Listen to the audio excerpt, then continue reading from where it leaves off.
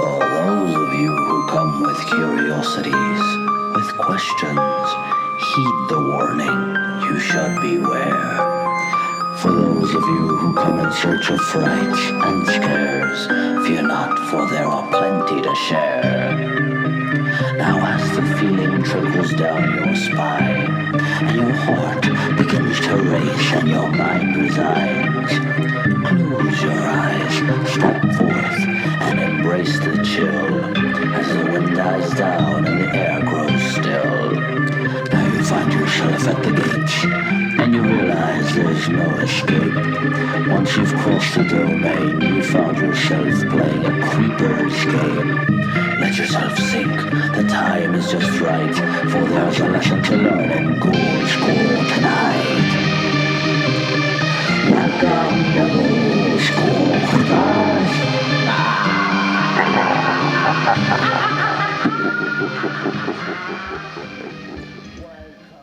Ghoul School. Huh? Part 17. 17? Last year, I was looking back, was that when we ran out of, whatever it was, like, the witching subtitles there are? I think it's like 16. And then we were 14, and then we went beyond that. Then we started calling things the Gowron hole and his hole. Remember that? You remember that? I do remember his hole. Yeah. Was episode 17 his hole? Well, this is episode 17. Oh, it was episode 16 his Yes, hole? correct. Okay. We can find a new hole. Mm-hmm. I think. Yeah. Do you know what I mean? Like, It's some continuity for the listener who's been waiting a whole year. a whole year for... They held out on the Patreon and listening to May Harryhausen. Yeah. But they waited a year for some new hole updates, Yes. I believe. How's your hole, RJ? Mine? Mhm. I would say tended to. Oh. Do you know what I mean? I think I do. You know what I mean, Jer? I believe Rob Eagle might also know what you mean. Yeah, he said something to me in a private conversation, and I'm not quite sure what he implied by it. I don't think I'm going to repeat it. All right. So if you're listening out there, Rob Eagle, He might not even listen to this one. I don't know if he likes spook shows. he's not a spooker? No. Yeah, but I mean, I think there's crossover because he, like, is it Joan Crawford he's really into? And she was in Trog. Yeah, that's true. So, like, that time. You know a good Trog pick, right? Mm-hmm. Yeah. Yeah, Jared's all for a good Trog I'm aware pick. of Trog's works. You're aware of what Trog has done for you lately? Mm-hmm. And what has Trog done for you lately, Jared? Could be more. Could do more. Do you have any Trog picks to talk about tonight? Possibly. I mean, Oh. it's a matter of perspective. Oh, I see. Well, it's a new Ghoul School. It's 17. Hopefully by the end of the episode, we'll have some sort of hole we can talk about. Halloween. Hole-oween? Yeah, but we need a movie that somehow relates to holes. Shit. Starring John Voight. You know There's what I mean? I have a dead pit. Does that count? Like, but how can we swing this back to holes? Can't. Like, is it the dead hole? It's a pit. I mean, bodies get thrown into it. What else? I don't know. They come out. What else may you find in this hole? Probably viscera. Viscera? Yeah, you know Viscera. Remember from WWF? Viscera? I know Viscera, like, not from WWF. Remember Mabel? Uh, It's the same guy. No. Yeah. No. Yeah. King of the Ring. Mabel. The King of the Ring? The King of the Ring. How can you settle on just one? Well, every year, much like Ghoul Schools, you got to do it all over again. Great wraparound there. So there it is. There it is. So your Creeptober's been shaping up nicely. Mm-hmm. I've had a good solid start to it. I'm about halfway through my list, and we're not even halfway through the month, so that's pretty good. That's not bad. Or not quite half. Let's say 2/5. Well, remember, and we got 4 pictures coming up. I know those are on the list is already, so I included them just so I wouldn't mess up my count. Yeah. So that I would know, after the fact. How often can we say that where the fun and the labor cross paths? So far that hasn't happened to me yet. I haven't hit a wall where I've began to not enjoy it. What you mean, like the Criterion Increase podcast? Yeah. Well, that's what I mean. That's what I mean. It's like what a treat that in the midst of October we're going to be watching movies that actually coincidentally tie in thematically. Yes. I mean, for once, but yeah, I don't know. Creeptober doesn't get me down. At the end, I'm usually done. Like, it's like I'm done, but I'm not like burnt out in a way. Do you know what I mean? How many Criterions did you order during their 50% off sale? During the flash sale? Yeah. How could you count? I gave him my credit card and my social insurance. I said, just send me whatever you got. Send me the closet. Send me everything you can. Make it Varda. Yeah, 16 copies of Vagabond, please. Mm-hmm. You know, because one is not enough. Yeah, is what I always say. Mm-hmm. That's what I always say. Throw in a little sweetie. Ooh. So if we're talking, well, no, those will be in the episodes proper, I guess. So we can't really talk about them in a certain way. Aside, those criterions and things like that. But doesn't matter. Yeah, Creeptober's good. The weather has cooled finally, and the leaves are changing, which is nice. And being ripped off by the wind. That's back. Yeah, we had a unusually calm summer, I think. I have also observed this. Yeah. So I don't know if that's foreboding of what's to come. Do you know what I mean? Or maybe something else might happen. I don't know. We don't really know. We don't know. know. I saw some pics over on that Discord. It looked like you might have been at some Spirit Halloween. Me? Yeah. No. That was Dollarama, the dollar store.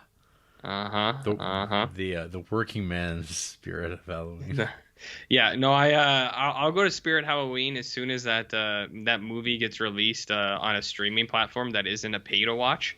And then I'll go watch it in the Spirit Halloween as they intended. Yeah, so how about that?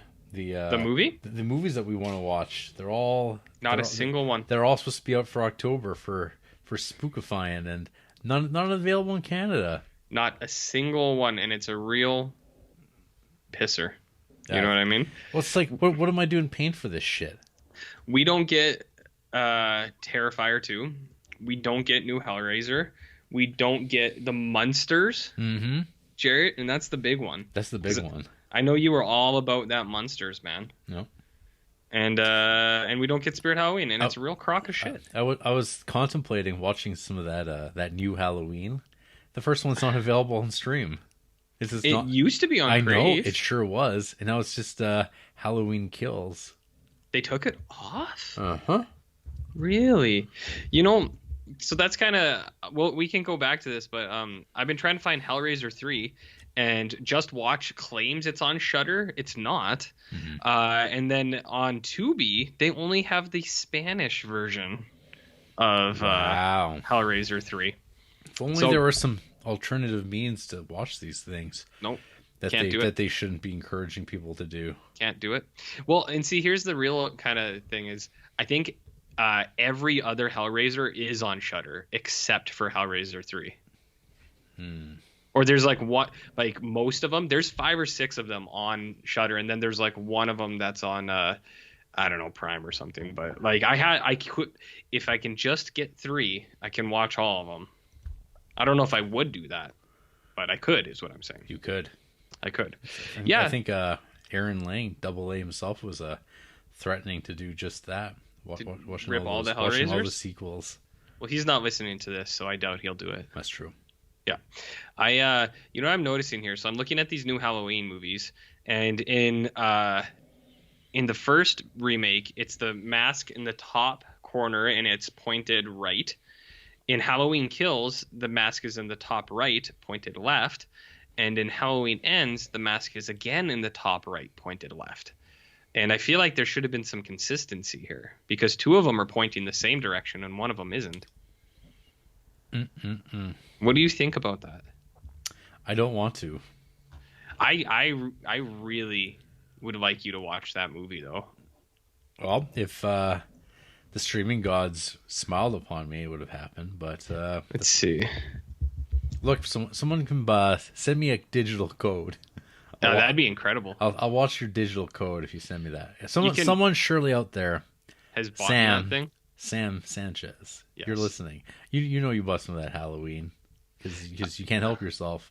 Yes, send me that Blu-ray code. It is available to rent for $4.99. Not happening. $4.99. I'm gonna pay $0 to watch it. $4.99. Not happening. Not happening. $4.99. What have you been watching on? Did you figure out the Shudder thing? Are you on there? Or Yeah, or but I haven't watched a single thing on Shudder. Oh, have you looked though to see what's on there to see if you would like to watch any? I've given it a scan. Mm-hmm. There's a couple that I think you would be interested in. Well, for sure. No, I just this has been kind of a weird start. I've lost some weekends. That's true. Lots of doings and Comings and goings. I still got that painting minis bug, so I have to kind of put things on that I'm gonna like watch, but have on in the background. You know what I'm saying? I do know what you're saying. Mm-hmm. What you're saying is, I don't know. So how many minis have you painted during this Creeptober? Lots. I painted 20 Lots? yesterday. Really? 20? Yeah, Dude, it's a unit. give it a break. They're small. I mean, a lot of things can be described as units. If I wasn't contractually obligated to be here right now, I'd be assembling as at this very moment. Well, I mean, there is a way around that. End it. We can just end it all for Yeah. good. Do you know what I mean? Yeah, it's the opposite of putting smiles on faces. Well, yeah, but who's really listening to this? I wonder. Mm-hmm. Who's really doing it? I think people are into it. People like October. They like Halloween. People do like October. We're providing a service. Yeah. You know what that service is? Ghoulish endeavors. Talking about movies that no one's ever going to watch, so they don't have to. Ooh. Well, who wants to start? You or me? How many movies do you got? Me? 26, 27. Damn, you're not that far off from me. I'm really slacking. I'm doing Baylog numbers here. Yes, you are. And people noticed. And I actually have something that's not logged yet because it's something you watched, Jarrett. So I wanted to surprise you with that goodie. I watched something and you watched something? Yep. Okay. Yeah, and it's probably the movie you want to talk about the least. Oh, good. It would be my imagination, but the runtime was pretty sweet. Not too bad. All right. Well, I'll kick us off very quickly. Pressed for time. I watched some short films. These are both on that Kira Janice Severin box set, the folk horror one. Oh yeah, all your dark horror, Woodsland, Smoky Doo. There's a couple shorties that were actually just on YouTube, so I checked them out that way. The very first one, the inaugural kickoff for 2022, Creeptober. Yeah. Transformations from 1972, from director Barbara Hirschfeld. A tagline: a tribal film. A coven of witches gather in Vermont in a feminist collective's transporting short that shakes off patriarchal scrutiny during the women's ceremony, where they're free to remake reality before our eyes. Transformations creates an intoxicating alchemy from the witches' interactions with nature, an attempt, as Hirschfeld remembers, to, quote, use the act of filmmaking to heighten experience. I feel like they jumped to a few things that weren't really explained beforehand. Do you know what I mean? Like, who's Hirschfeld? Barbara. He wasn't mentioned before, you know what I mean? The director? Oh, I see. Well, I didn't have that information privy to me. Mm-hmm. So I didn't know, man. Okay. So how was that film? Did you enjoy it? It's felt long at 9 minutes. Oh. Sometimes that's what happens with short films. There was nothing to this at all. Yeah. It was just a bunch of people hanging out in the woods, pretending to be witches. I mean, that's kind of like your thing. I know, but it doesn't really do anything. I don't know. This is, I'm like, well, I guess this is on that box set. I've watched it. One off the list. I have nothing to say about this. Good. It didn't leave much of an impression. I followed that up with another one of these folk horror shorts that's on the box set. The Legend of Sleepy Hollow from 1972, directed by one Sam Weiss. This is animated. RJ, you know about animation? I've heard of animation. I don't know if I've ever seen one, but okay. So yeah. John Carradine, who comes up later. Yeah. I think literally in the last movie I watched, he narrates the Washington Irving story of Ichabod Crane and the Headless Horseman. That sounds cool. RJ, are you into the Headless Horseman? I like Ichabod Crane. Okay. Headless Horseman? Who, I could take him or leave him. You know, I feel like Paul Dano would be a As great Ichabod as an Crane. Ichabod? Yeah. Or is he too... He's not lanky enough. I guess he's classically No. drawn. You already know if they did this, it would be Timothy Chalamet. Oh, It just would. You know it would. He fits the aesthetic. why not? He's all aesthetics. I mean, he's just replacing Johnny. He's young Johnny Depp, right? So he fits into a lot of those roles. And others. Are you just thinking of because of the Tim Burton one? Nope. Not thinking about that at all. I'm thinking about Dune, actually. But Remember also, Johnny Depp's Dune? Johnny Depp in Dune. Yeah, do you remember that? Kyle MacLachlan. He was proto Johnny Depp. Well, I'm not talking about Paul. I mean, Johnny Depp was the Worm, dude. Have you even seen Dune? I feel like the Dune's been played by many roles, according to you. Well, Johnny Depp was the Dune. So someone might have to go back and listen to the last time you said someone was the worm in Dune. No, I misspoke. He's not the Worm. He is the Dune. He's Dune. He is the Dune. Yeah. So that whole movie takes place on him. So this is some real 1970s cheap animation. I thought this good? No, I found this really ugly. Oh. I was again not thrilled. This is 13 minutes long. It's not it doesn't feel as long as Transformations, but yeah, I don't know. I really like the Disney version quite a bit. I think it's like it looks really nice. But this, ooh. I know the Disney one. It's good. Real NFB vibes in the worst way. What's an NFB, Jarrett? NFB, National Film Board. That's different from NFT? Yes. Okay. But same idea? No. Not the same idea? Not at all. Oh. Okay. Not that's at fine. all. So yeah, I not a recommend. So again, starting off strong. Last week I discussed Scariest Monsters in America. Yes. Yeah. Sounds awesome. Yeah. It's you can throw it on. It's fine. It's crap. Yeah. It's crap, but it's fine. Sometimes but that's what you want. I watched RJ The Devil's Candy. I have been interested in this. So you tell me. Do you like tortured artists? Is this an art isn't real kind of film? No, not at all. Do you know Ethan Embry? Ethan Embry? The actor. Let's see. He's in a lot of fairly... Are you talking about Preston Myers from Can't Hardly Wait? Yeah, I guess one of my absolute favorite movies. A movie you love so much that you didn't know that Ethan Embry was in it? I just didn't recognize the name, okay? He's also Nick Papagiorgio in Vegas Vacation, another of my favorite films. So this guy's batting at 1,000 as far as I'm concerned. Well, I've seen Cheap Thrills, and I don't remember him at all. What about Empire Records? Surely you remember him in that film. I definitely don't, because I've only seen Empire Records once. Wow. And I didn't it's like you don't even care. And I didn't like it that much. But when's the last time you watched Can't Hardly Wait? Hey, he was in Late Phases. I see that. That's a good one. I don't remember him in there, but no. And he's in Incident on and off a Mountain Road, which is who could forget that performance? Well, it's you probably haven't really slugged your way through the Masters of Horror series. Not recently. So this is the first episode, I believe. Oh, okay. From director of Phantasm, Don Cascarelli. Devil's Candy was? No, Incident on and off a Mountain Road, which our boy Ethan Embry was also in. Okay. So Ethan Embry is in a wig for this full film. trying to be a Kurt Cobain. Yeah. Him and his wife and daughter, they're like into metal. Okay. That's a characteristic, right? Some people say, yeah. They buy a house. Okay.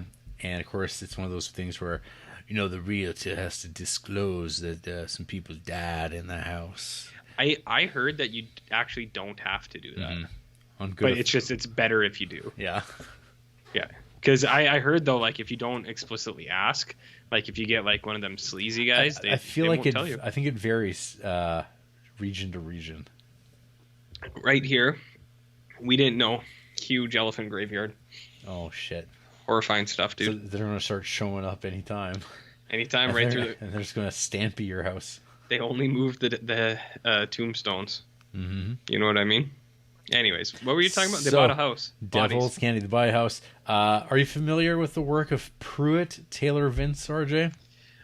Who could forget the pivotal actor from the Constantine movie? Mm-hmm. Actually, I do remember him in that. He's good in that movie. What about an Identity, RJ? Is he? Now, I don't want to spoil this movie. Oh, you can. Hey, folks, But if you have been lucky enough not to have watched Identity, Skip ahead. No. I'm going to do you a favor because you never need to watch Identity because that movie is garbage. And this movie got me just the same way in the sense that I watched this whole fucking movie and it's just preposterous, but in a different kind of way. But it also features Pruitt Taylor Vince. So anyway, Identity. It all takes place in the fat guy's head. Well, fat guy is back, and he's also crazy and apparently unstoppable. Even though it's like they present him as this simpleton who has a giant, like electric guitar, I guess, that he has to play to keep the devil's voice from telling him to do things. That sounds awesome. No, it's not. So anyway, because guess what happens when he doesn't play the guitar? The demons come. He has to kill children, little kids. He kills little kids Oh. and he buries them because the children, RJ, are the devil's candy. Is that accurate? That's exactly what the movie's about. And so anyway, they move into the house, and Dad, he's starting to hear the voice, and the voice is influencing him and making like real edgelord paintings. By edgelord, do you mean like sexy stuff? No, just like dead kids and like goat demon monsters. Okay. And of course, there's this like hint that maybe his art dealer's in on this, because of course it's like one of those hilariously bad conceptual art galleries that this like guy is trying to get into, which is of course not at all what those places are selling. One iota, one bit. And are you sure? I'm positive. And he's like, I'm making butterfly paintings for banks. But it's not really who I am. But I got to pay the bills. We got a mortgage now. That's art, isn't it? Yeah. Anyway, so he ruins that painting, and then he manages to make like some real dark art for this gallerist. And then oh god, and then that guy shows up. The guy who owns the gallery. Is it Tony Amendola? Yeah, I think it's like Tony Amendola. He shows up and he talks with a lot of pauses, and he's evil. Yes, I love your evil paintings. But that has nothing to do with anything else in the movie. So anyway, or does it? Pruitt Taylor Vince. He really needs to get the voice away from him. He needs to really kill the daughter, and he keeps going for her, and like multiple times, and he's wearing this tracksuit the whole time, and then like an Adidas tracksuit. Yeah, actually, yes, exactly, a red Adidas tracksuit, and he Red. keeps showing up, and no matter what, it seems like you can't stop him. He just kidnaps people and talks about like carving them up, hacking their heads off in hotel room bathrooms. But he feels bad about it. Okay. And then so Dad feels bad about like being really swept into these paintings as he paints them. We're like, oh, I forgot where I'm at. Mm-hmm. Oh, I'm sorry, honey. I'm sorry, my daughter. I forgot you at the soccer field like Homer Simpson. Oh no! And then one time he did, and then his tire blew out. But it's like the devil, and then his daughter's been kidnapped, and she's gonna get hacked up in the bathroom, but then she gets away because she's Classic. spunky. And Classic. and then the movie has a climax where so now they have like literally like police officers with guns waiting in front of this farmhouse. And then, like, Pruitt Taylor just shows up and like drives his car into the other police car, jamming this lady's police legs between the vehicles, and gets her head caved in by a rock. And then another cop also gets his head caved in by a rock. Because, like, man, I thought police specialized in like killing like mentally disabled people. I thought that was their like specialty. But here they are in the movies, just getting taken out by them. What's going on? I mean, I'd say yes and no, because they weren't dealing with guys like Pruitt in the streets. That's right. You know what I mean? He got the jump on them. He got the jump on them, Yeah, baby. that's why they have to always shoot first, RJ. Like in real life. Well, shoot first, ask questions later, right? So anyway, this guy like figures out how to use a gun real quick, and he's like using it all. Like it's so bad. He's like, "Oh, Yeah. I'm fumbling around it. I'm so simple-minded." Then he just proceeds to shoot Dad, like basically in the chest, and you think he's dead. And then he shoots the mom, who's like crawling around the floor, bleeding out. And you keep thinking, "Oh man, she's gonna get it." This movie's taking a real dark turn because, of course, Pruitt's got plans for the daughters. Like, I want to burn you alive in the bed upstairs. And then we get RJ CGI fire, and we get an entire fight sequence Nice. in the midst CGI fire. It is so fucking stupid because no one apparently ever thought, hey, what actually kills people in fires? The smoke usually. Correct. Smoke inhalation. You wouldn't last very long because with all that fire going on, there'd be a lot of smoke, and they're having a fight scene that's like 5 minutes long, amongst CGI fire in a bedroom. There's like a bed in the room, and that's it. It's a very realistic looking room, but with CGI fire, and this fight's going on. You'll be glad to know that Pruitt does start on fire. So, but it's not a real full body burn. He just melts. He just burns alive. And then the dad's okay. And then everything's okay. And then you find out, like, oh, he killed a bunch of kids. And maybe there is a devil. Maybe he's Jesus. Question mark. Maybe. And RJ, do you know who directed this film? Yeah, James Mangold, the director of Logan, the highest rated Marvel film. Incorrect. Until Endgame. That is incorrect. Is it not James Mangold? It sure isn't. Oh no, James Mangold did Identity. You remember Identity when we were talking about I remember. Identity? I know someone who says that's their favorite movie. Do you remember Sean Byrne, the director of The Loved Ones? I don't know if I've seen that. Have I? That's the Australian movie. A lot of people really like that movie. I think you would hate it. Real bad. The Loved Ones? Yeah. What happens in it? You can read about it. Is it because it's Australian? Yes. And I have things to say about those guys? I think I barely was okay with that movie. I think you would really hate it. It's kind of like Australian Extreme. Oh, Extreme? French Extreme. Is it like High Tension? Not unlike. Ah, I see. With all the intelligence that one would expect from the French Extreme. Yeah, well, a guy that you follow gave it 4 stars. Yeah, I know. A lot of people I follow and whatnot give it like 4 stars. And this movie is a lot worse than that. But, man, nothing happens. Like, I said it a lot there, but at the end of the day, nothing really happened. Yeah. Well, I mean, they can't all be winners, Jared. No, and this is only my first volley of films that I watched this month. That's true. And let me tell you, I don't know if it gets much better. Well, maybe not for you. Hey, RJ, I've been having a hell of a time. What have you been watching? You ever heard of Creep Van, Jared? I have only become aware of Creep Van because of you, dear friend. Can I tell you something? Yeah. I know you like sentient objects. Yeah, I do. But I don't know if that's what this movie is. It makes it impossible to tell. You don't know if the van's the one that's like killing people? No, it's really hard to decipher, man. And a movie called Creep Van shouldn't be hard to decipher.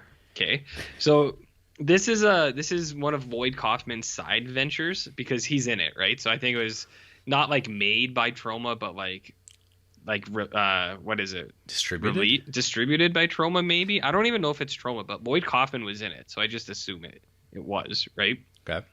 So there's this van that's parked places, and people try to break into it, and like in a really bizarre thing. Is this the bed that eats people? No, it's not. Like, or wait, in that movie, does the bed actually not eat people? Well, yeah, it does eat people because people sit on the bed and then they sink into it and it No. digests them. It's not like that, and it's not like Killer Sofa. Okay, well, Killer Sofa's But real cool. There's implications that it could be, and that's what's confusing about this thing. So in this movie, there's scenes where like dudes are like trying to break into the van, and like they get the window down a little bit, and then instead of like reaching in to unlock it, they try to crawl into like the half open window, and then the window will shoot up and it'll like cut them in half.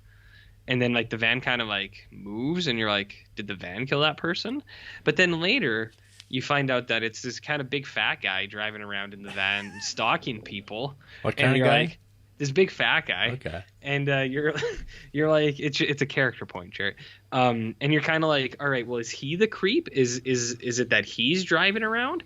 And then there's this guy, like your lead character is this kind of like bro-y guy, and he keeps trying to get jobs, but he's late for work all the time because he's taking the bus, and the bus has problems. So he's like, he needs his own vehicle.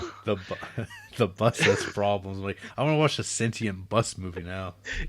Well, that's not this. So like this guy needs a van or like some vehicle, and the van's got a for sale sign. So he keeps trying to call this guy in the van. He's like, listen, man, I want to buy your van. And like the van guy doesn't get back to him, but then eventually the van starts showing up at this guy and like killing the people. Like the big fat guy starts abducting people close to this guy and then killing them in the van. And then the big climax of this movie is that guy versus the big fat guy, and the big fat guy's like, I thought you were interested in the van. And then I gotta spoil this because it's part of the thing I don't get.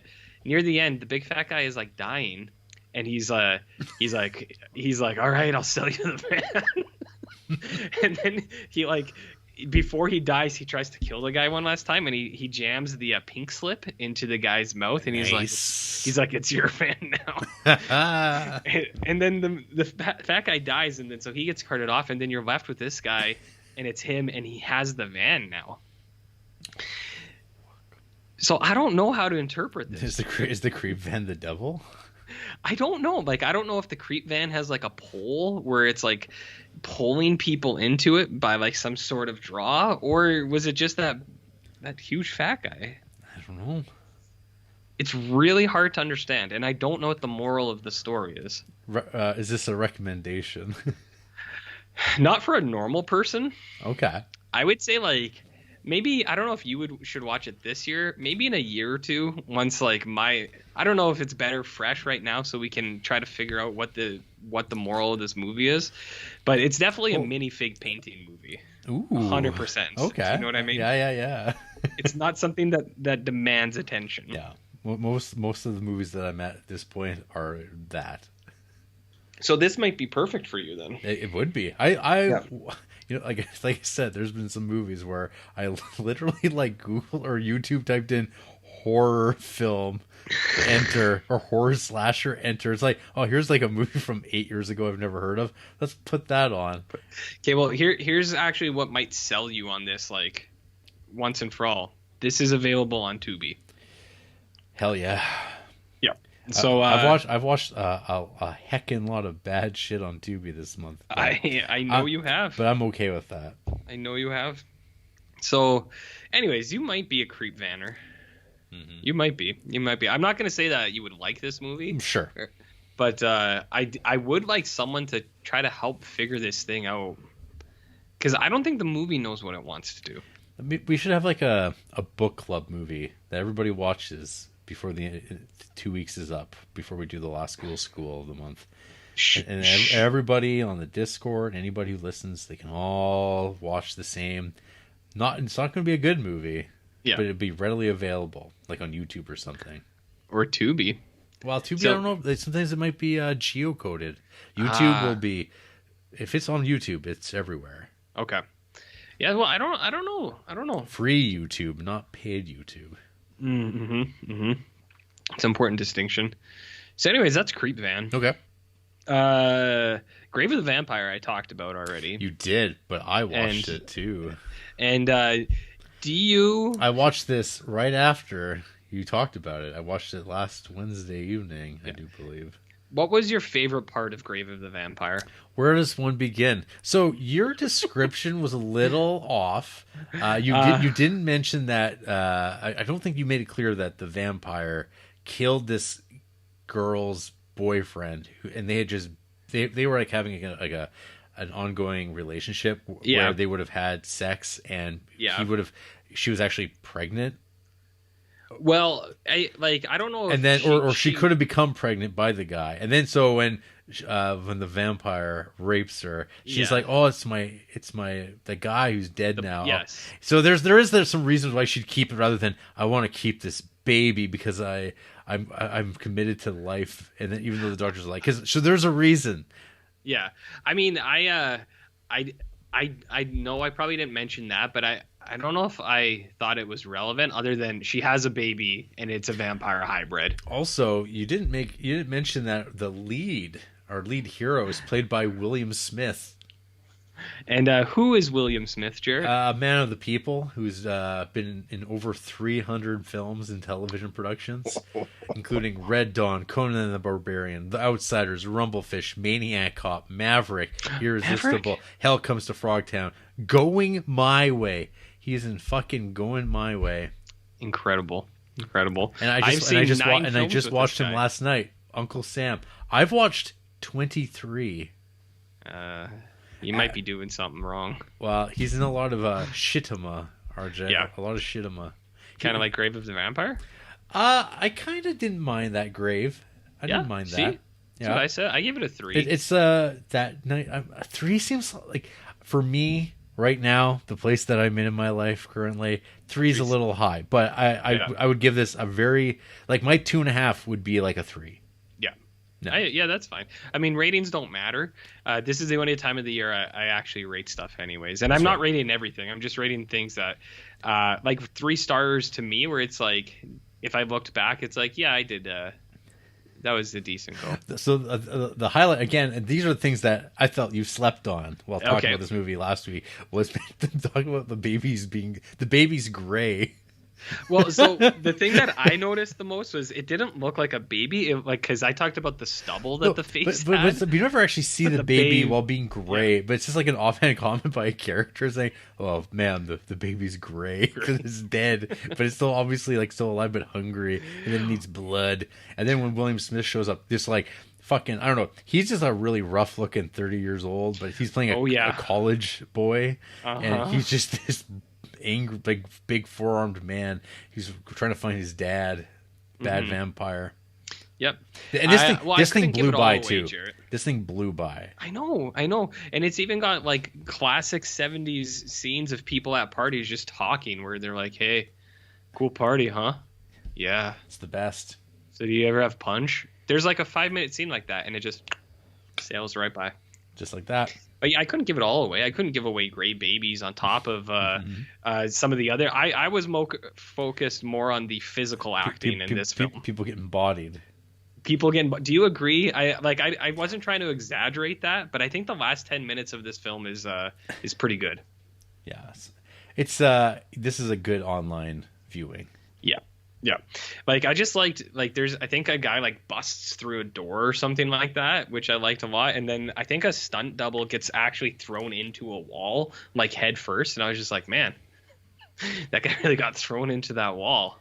I dig it. I just want to ask, RJ, the thing that you haven't logged yet that we're going to discuss, was it released this calendar year? Yes. Okay. Yes, it was. All right, continue telling me about what you've watched.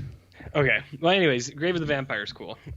I can do a couple quick ones because I don't have a ton to say. Like, I watched Tales from the Hood, and that movie is pretty cool, man. Yeah, I think that movie's awesome. Like, it is. I like it a lot. I watched it with Andy, and she called it an Andy pick, which I should actually update my review here. So she picked it, or was she down with it? she was down with it. Wow. She liked it. So Tales from the Hood anthology, you got some cool stuff. You got cop zombies, you got monster stepdads, you got plantation dolls, you have funeral home demon men. Clarence Williams the third. Yeah, that dude's super cool. But I looked at because I was like, because Andrea liked it, so I was like, I should check out. I know there's Tales from the Hood 2 and 3, but one of them has Tony Todd and one of them has someone else. So not Clarence. Yeah, probably. So there's like a new Crypt Keeper for each of them? Yeah, I mean, I think Tony Todd's always available. Yeah. He's one of them, and then I can't remember. Oh, the other one is who is the voice of Spawn? Keith David? Keith David. Yeah, Keith David is in one of them is 2, one of them is 3. Not Jamie Foxx yet. Not Jamie Foxx yet. But yeah, Keith David. So Tales from the Hood's super cool, man. I'm looking at these Tales from the Hood. At least 2018 is due. Oof. Oh, look at the cover. I know. Fuck. The cover looks well, and the cover, like the poster from Tales to the Hood, is wicked. Yeah, like the skull with the sunglasses. Yep. Oh, so cool. So, and one of the other shorter anthologies was that like street violence and perpetuation of streets or like gang violence stuff. I thought that was really good. That one felt super Spike Lee-y. And Andrea said, she's like, this seems like a Spike Lee movie. And I was like, he did produce it. And she's like, oh, that makes sense. And I was like, yeah. I wasn't ready for the in that one, all of the actual footage of like dudes getting lynched and stuff. Oh yeah. Like I watch a lot of these movies, but whenever it's like actual footage of that stuff, it's always kind of jarring, you know, where you're like, it's kind of like when I was watching what are those Paradise Lost documentaries, when it's like clips and like it just scans over and it's like one of those dead kids' actual bodies, and you're just like, is that really there? Anyways, Tales from the Hood is super cool. Nice. Yeah, that's a good one. That one's good. And then another like a quickie could be I Am a Ghost, which you watched many years ago. Yeah, I barely remember it, but is this part of my Naked People series? Yeah. Yes. Yeah. So this was a good watch. For one reason, it's like 70 minutes long, which is super nice. I described it as Chantal Ackerman's ghost movie because it is disjunctive, and then there's lots of long lingering shots of like staircases, and by long lingering I'm talking like 3 minutes at a time here, which doesn't seem like a long time, but it's a long time. So you have a ghost stuck in a loop where she's kind of reliving some of her memories and her death, and she doesn't realize she's dead, and then she starts talking to a medium, and the medium's like, we've talked many times, you always get upset that you're a ghost.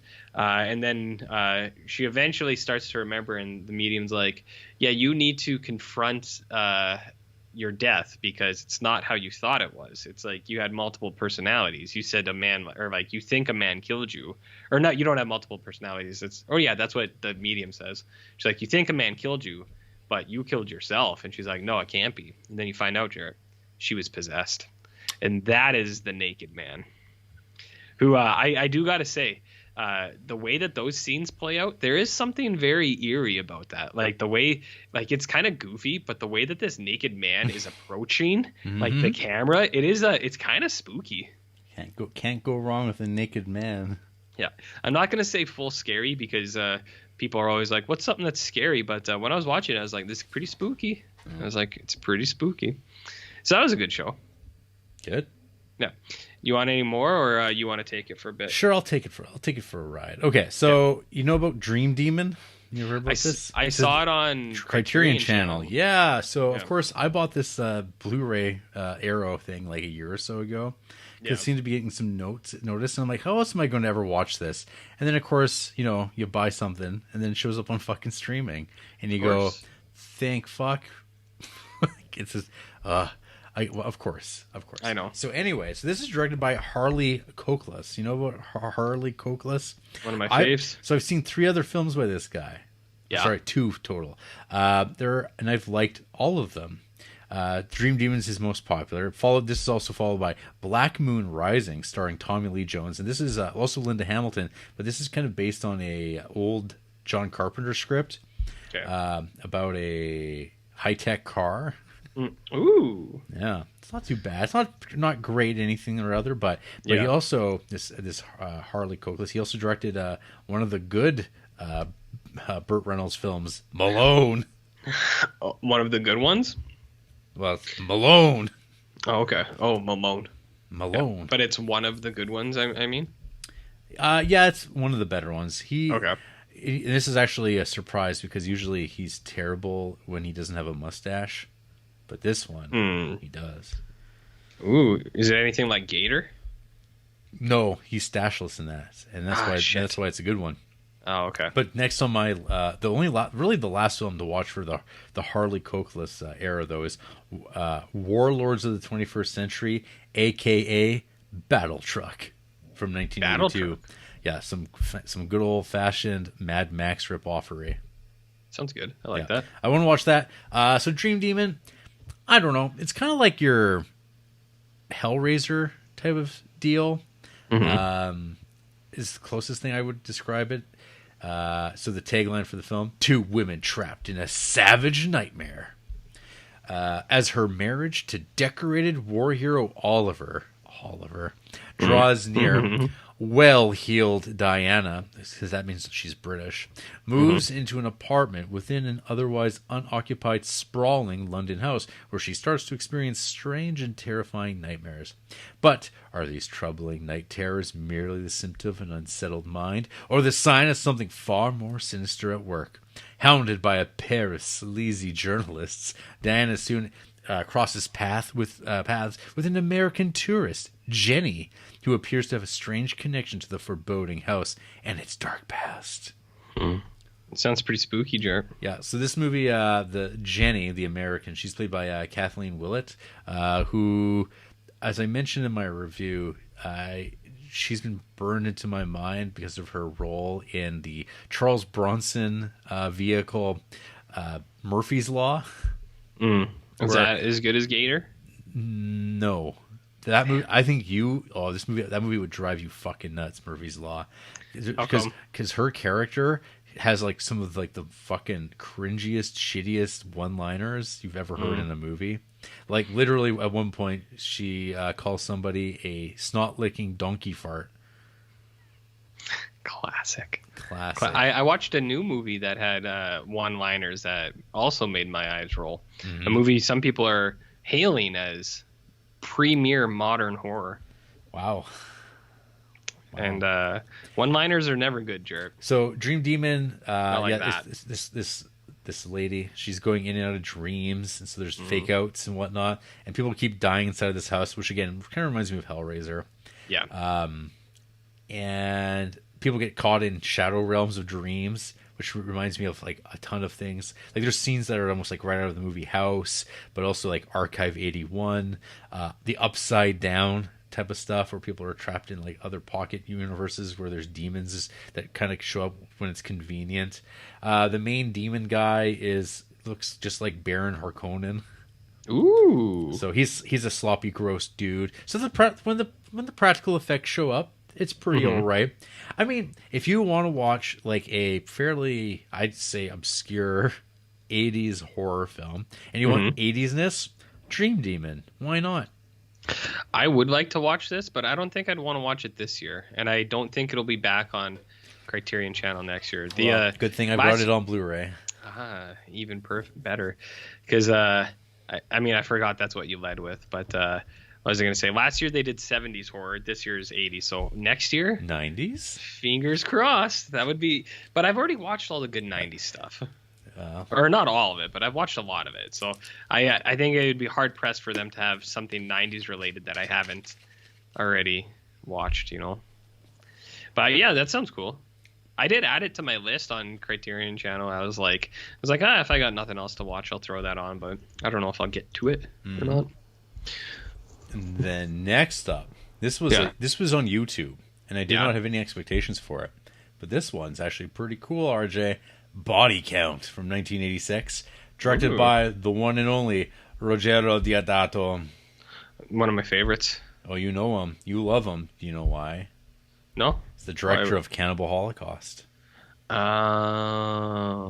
Is Body Count got any animal stuff in it? No, I don't think so. Okay. But this I'll movie's add got it to my some. list. This movie's got some pretty sweet slasher kills in the woods, and nobody talks about this one. And I think it's a lot better than a lot of backwoods horror slashers. So it's not all bad news for you then, hey? No, this one was. I mean, it's exactly what you expect, but which is okay. Sometimes you want that. Sometimes you want that. That's comforting.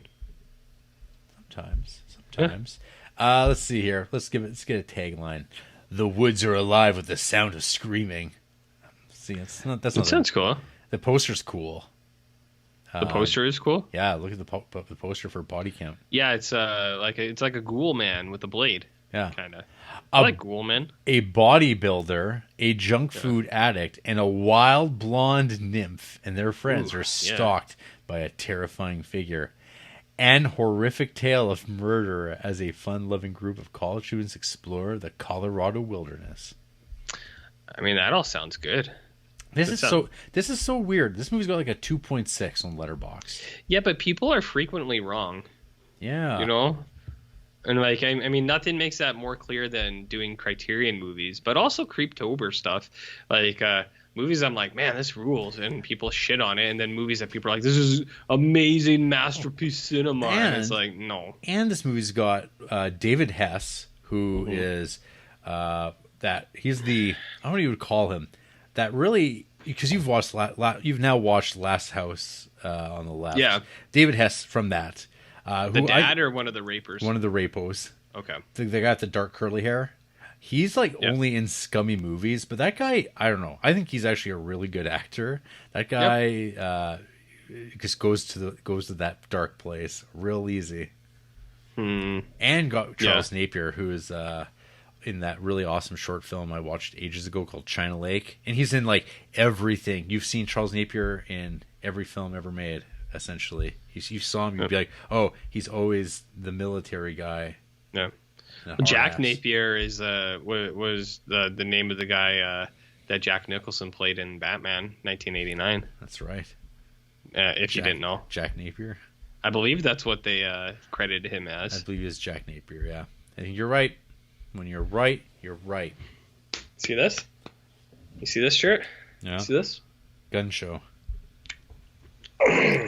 Self-love.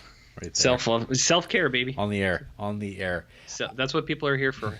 So I can probably blast through this next block. So this was public domain viewing.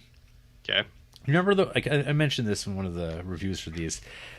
Remember Walmart would have those like 10 scarifying films, and there was you'd see like I don't know, these big thick blocks of public domain horror films on like horrible prints. Well, that doesn't need to be a thing anymore because YouTube exists, and all those movies get uploaded. Sometimes you even get them in really good quality. They're like far beyond the ones on DVD because anyone can upload it. Movies like what? Movies like The Bat, starring Vincent Price. That's actually what I wanted to watch this for, is because I was like, this is a Vincent Price movie I've never seen. Yeah. Directed by one Crane Wilbur. Remember Crane Wilbur? Who could forget his pivotal role? Well, in his directing Devil on Horseback, We're in the Legion Now, The People's Enemy, The Man Who Dared. So this is a American International picture, I think. Actually, sorry, Liberty Pictures. Oh, come on. Some of these are like in that Corman camp, but I'm gonna forget that. So The Bat is not really a horror film. It is definitely more of a mystery film with a guy killing people. It's actually very giallo-y, and it's got some fake ass bats. The coolest part of this is, so it's about like a Angela Lansbury R.I.P. esque figure, Jessica, where she's a mystery writer. She's like kind of has like her. You could say it's like her maid that she's very familiar with, very close to, and they live together. She's taken care of by her. So they're just observing things. They've got problems with bats in this old house. But what's also happened is this old bank teller was ripping off his bank, and while he was trying to set up some deal with Vincent Price that you're gonna kill somebody and supply a body so I can fake my death and get away with the money, or else Vincent Price just guns him down and lets his body burn alive in the woods.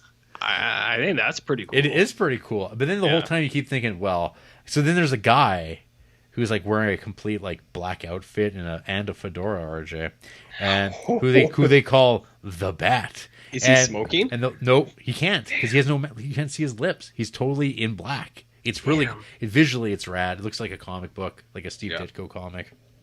And so the whole thing is like, who is it? And he sneaks around, he does stuff, and they almost get him. More people die, and then Vincent Price you're like, oh, it's got to be him. It's got to be him. We're like, well, it can't be.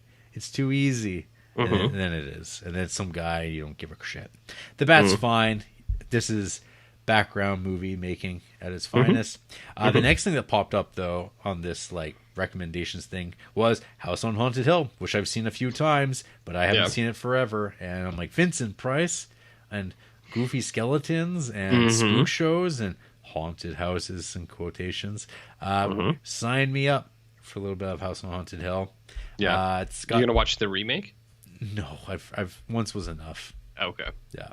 Yeah. You know about what's the guy's name again? Oh, Elisha Cook Jr., who is in everything. Another one of those guys, like a Charles Napier. He's one of those character actors who just, you name it, he's in it at some point. Yeah. He's in Rosemary's Baby. He's in, of course he is, The Killing, Maltese Falcon, The Big Sleep. This is his fifth highest rated. Shane, Salem's Lot, Messiah of Evil, Pat Garrett and Billy the Kid, 1941, One-Eye Jack, Blackula, Sergeant York, Hell's a Poppin', Haunted Palace, Night Stalker, Day of the Outlaw. I've seen 26 films with Elisha Cook, and most famously, you'll remember him playing a lawyer in Star Trek: The Original Series. Which lawyer? I can't remember, but he's a lawyer in one of them. Damn. Okay. He's in lots of crap. So he's cool. Have you ever seen House on Haunted Hill? I have. Okay. When did I watch this? I think I watched it October 2016. It's a long time. It's a long time. It's got the Creeptober tag, though. That's cool. Damn. I watched it right after I watched Blackula. Oh, what a coincidence. Did you think you noticed, hey, that's that same actor? I probably didn't, but a more astute man may have. Yeah. I don't even notice when it's the same actor in the same movie. That's true. You know what I mean? That's true.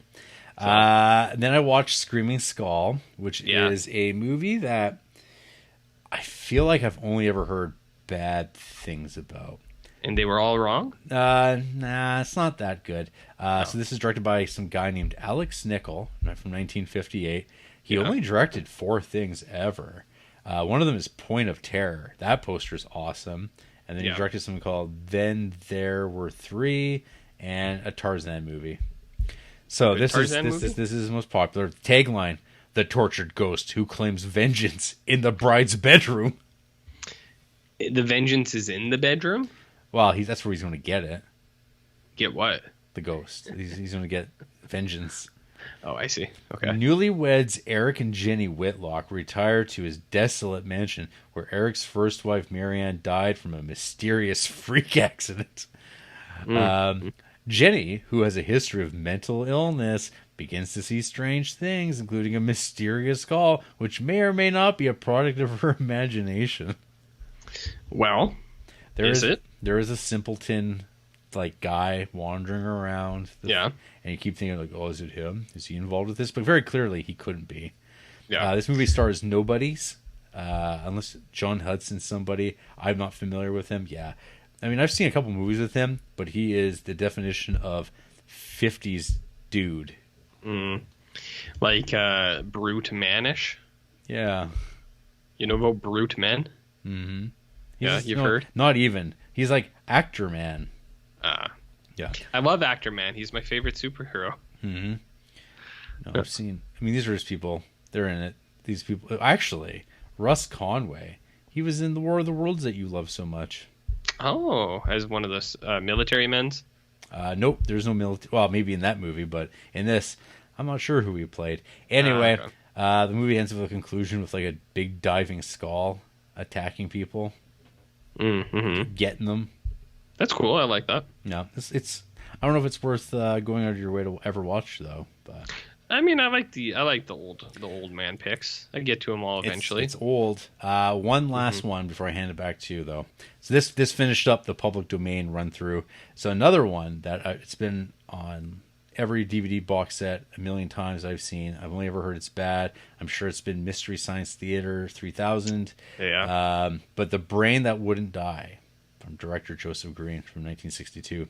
Tagline, alive, without a body, fed by an unspeakable horror from hell. That sounds cool. No. This movie is sort of that the Skin That I Live In. Or a Jess Franco body switch movie, or The Eyes Without a Face. It's that kind of story. It's about a mad doctor, and he's doing surgeries, illegal surgeries, and he's supposed to knock it off, but he's not. He's not knocking it off at all. Did someone tell him specifically to knock it off? Yeah, it might have been his like dad or his mentor. But anyways, he's driving along. There's a car accident. She dies, but he's able to attach her head to a machine to keep her alive while he goes out looking for a new body. Where would a discerning man from 1962 go look for a new body, RJ? Like a Quiznos, I think. Well, Quiznos wasn't around yet, I don't think. Oh, Okay. so Subway. Okay, so where would you go to next? I don't know, like the morgue, maybe the cemetery. How about the strip club? Oh, are there fresh corpses there? Oh, they're alive. Those ladies, and so it's like a good I don't know, third of this movie is him just sleazing out and like going after 1960s ladies with their large brassieres, tight fitting With their clothes, what? brassieres, Oh, okay. and bazoongas, RJ. Oh, And it's like Yes. that's where we scope it. I'm like, this is really about like saving the lady that he loves. And it's like, well, she might as well have a great rack. it's I don't know. I thought that was very funny. And it's each time he's like, I got one all lined up, and because I'm a doctor and they're really into me, because I'm a doctor and rich probably. And then like one of them goes, my friend Caroline wants to come along. Or someone sees him as he's like, oh, here's another one. He's just like literally driving down the street, and he's like, hey, you should get in my car. Oh, right. We can go back to my place. Oh, here's my friend Caroline again. Another friend. And it's like, oh, she can come along too. Oh, never mind, another time. Because he's got to get him. He only needs one body. And then finally, there's this one woman who was disfigured. Like she has like a little bit of a scar on her face, and he's like, "Perfect. I can trick her by saying I can do surgery back at my house, and then it'll be the perfect crime." And so anyway, so this is going on. The other third of the movie is the head. Who talks like this? And she talks a lot. But then there's also a mutant man in a cellar, just like kind of on the ensuite monster cellar of the basement. And this guy's just like a giant like arm that comes and like tears your throat out if you're not careful. And so she's trying to convince the guy on the other side of this, the mutant man, that they're on the same side, because she doesn't want to live anymore. She does not want to live like this. She wants to die. And so she's like, it seems to be a suggestion that maybe she's a little telepathic now, but I'm not sure. Ooh. Anyway, this movie's, I give it 2.5 stars. It's not great, but I got a lot out of it. But it's kind of cool though. It's kind of cool. Okay. Yeah. I look at this. All these people giving it 1 star, half a star. Oh, Howling Man knows where it's at. 3.5 stars. I mean, the way you described it is pretty good. Yeah, I mean, it's not gonna blow the dick off RJ. Few things do though. Yeah. Few things do. But I liked it. Yeah. The Yeah, it monster, sounds good. You get to see the monster mutant at the end. He's cool. He's cool. Yep. Yeah, I mean, I like brains. What's not to like? Yeah. You know what I mean? We all need them. You need it. You love it. It's a brain. It's a brand. So that's enough of me. That was like 6 movies in a row. RJ, I can easily do that. do it. Hit me with Clear it. cut. Canadian Indigenous films.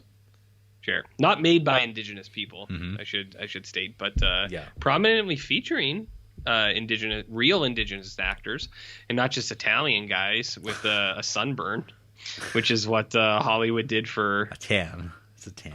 a long couple of years. So Clear Cut is a Canadian film about a logging company that's trying to blow through Indigenous land, and the Indigenous people, led by a guy who's actually not Canadian, but he's pretty cool, Floyd Red Crow Westerman. In this movie, his name is Wilf Redwing. He is the elder.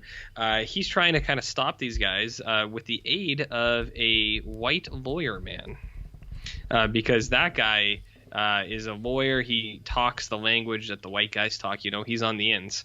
They're trying to do this, but the big logging company, the evil people, have basically won the right to kind of blow through all this stuff. And they're starting, and they're kind of clearing out all the Indigenous protesters. And that white guy is mad, and he's talking to Wilf, and Wilf's like, maybe we should go for a sweat lodge, clear the head a little bit. And in the sweat lodge, that white guy's thinking about how angry he is and how much he wants to get back to these guys.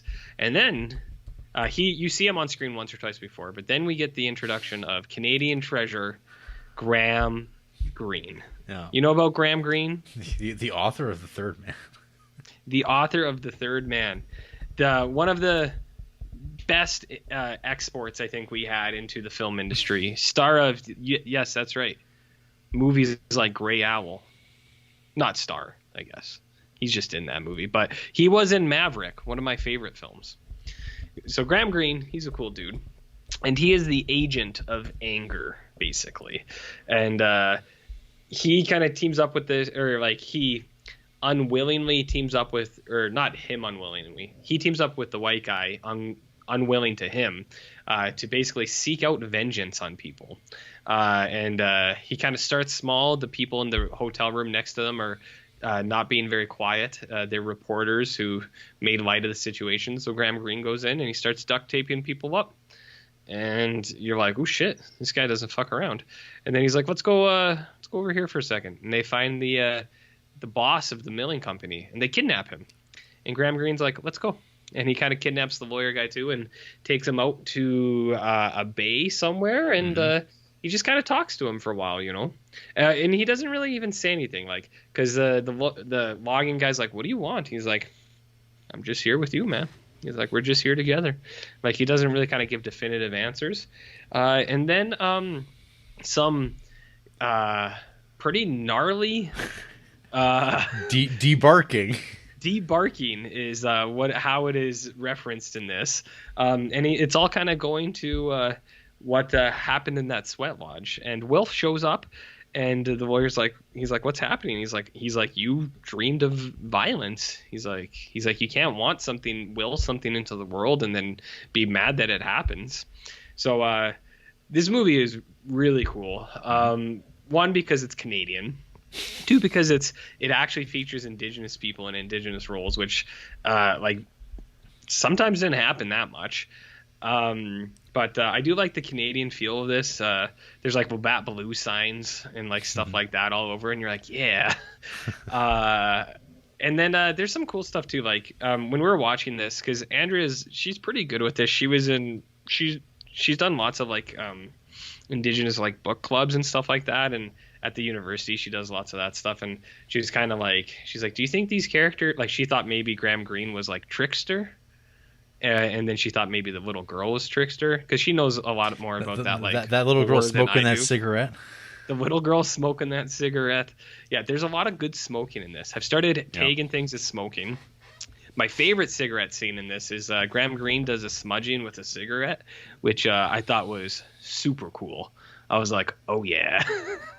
I was like, I like that quite a bit. But Yeah, like my point is she knows a lot more about this stuff than I do, so she had a lot of good ideas about what this movie was trying to say. But I don't know, this movie's super cool. The debarking scene is like pretty gnarly. It's kind of what lands it on the Creeptober list. Yes, without that, it's just maybe a thriller that I don't think makes it into Creeptober proper. You could do that at any time, but because of that, it is a pretty cool movie.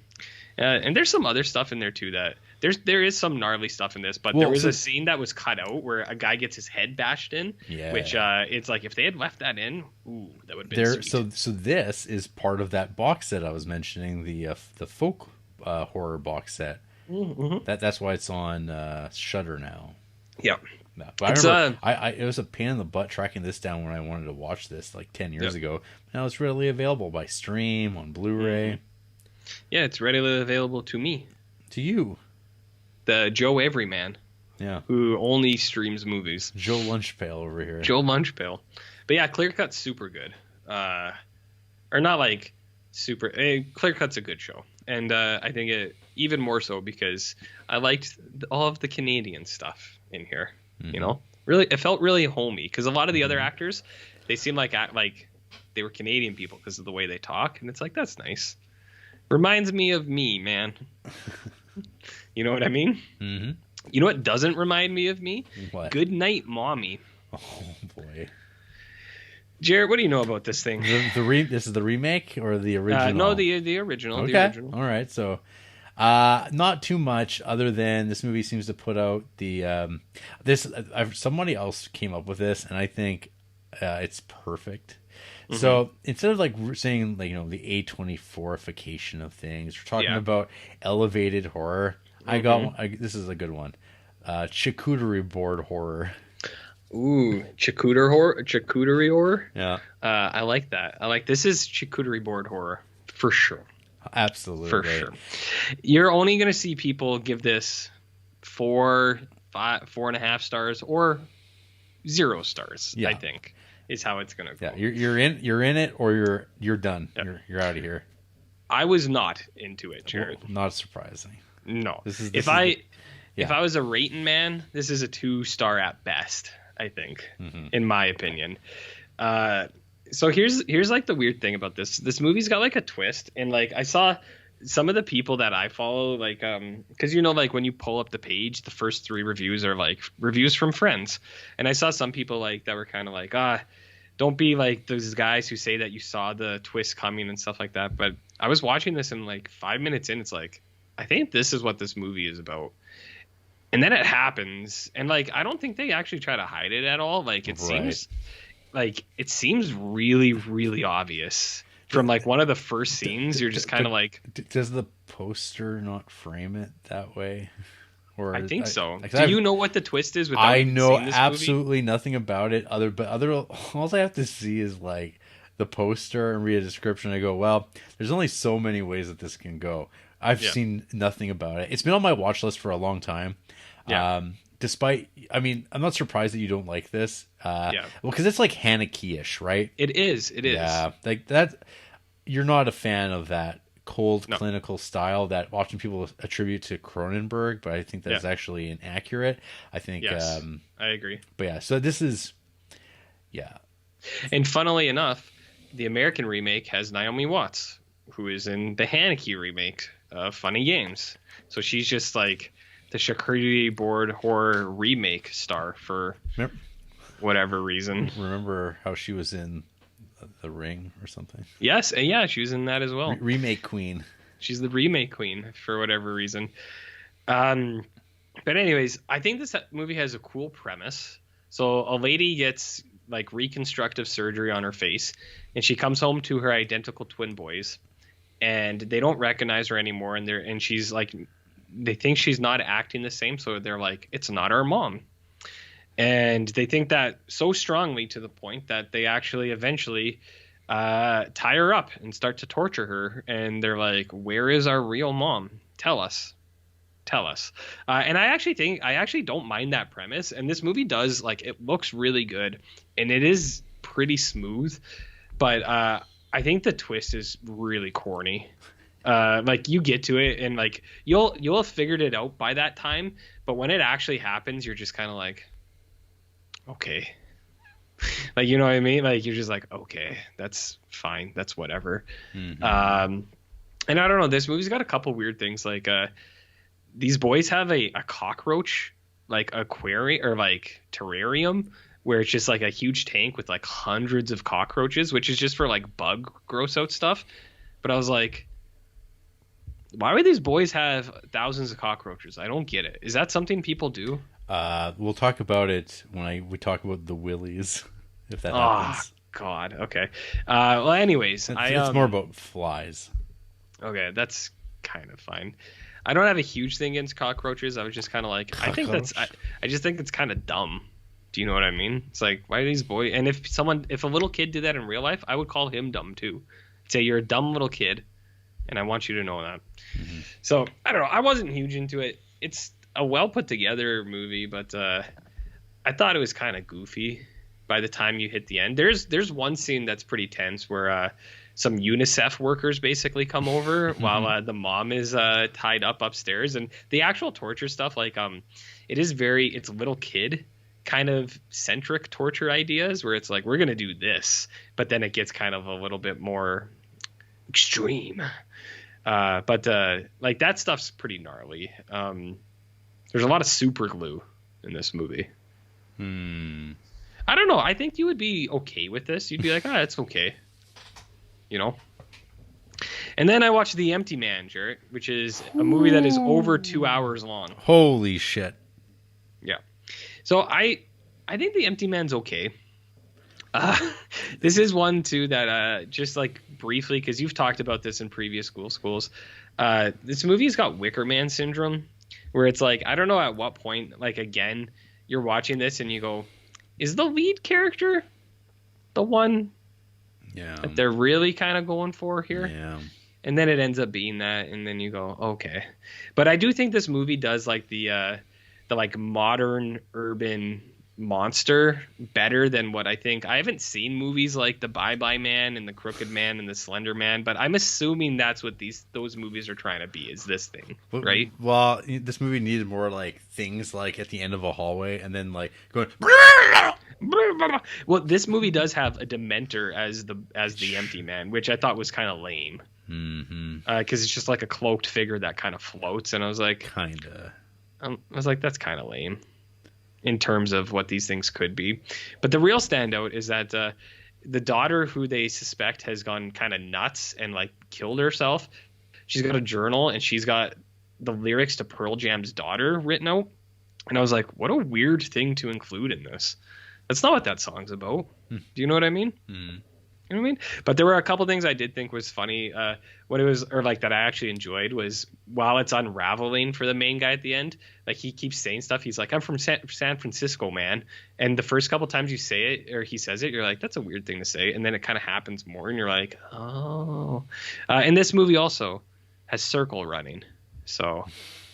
Can you explain that to the people who only watch or listen to Creeptober once a year? If you haven't seen the pivotal film Cell, but that's what's that one again? Is that the one with Vincent D'Onofrio? No, I think you're thinking of a different film where he's Skyping. Jennifer Lopez. Yeah, that's The Cell. Or is that just Cell as well? The Cell, as opposed to Cell, and definitely not to be confused with Incel. Incel, yeah, very different streams here, Jared. Cell, the Stephen King classic, brought to life with John Cusack of all people, and Samuel Jackson. And Sammy Jackson. Circle running is when you have large groups of people running in a circle, usually around some sort of totem. In Cell, it's a cell phone tower.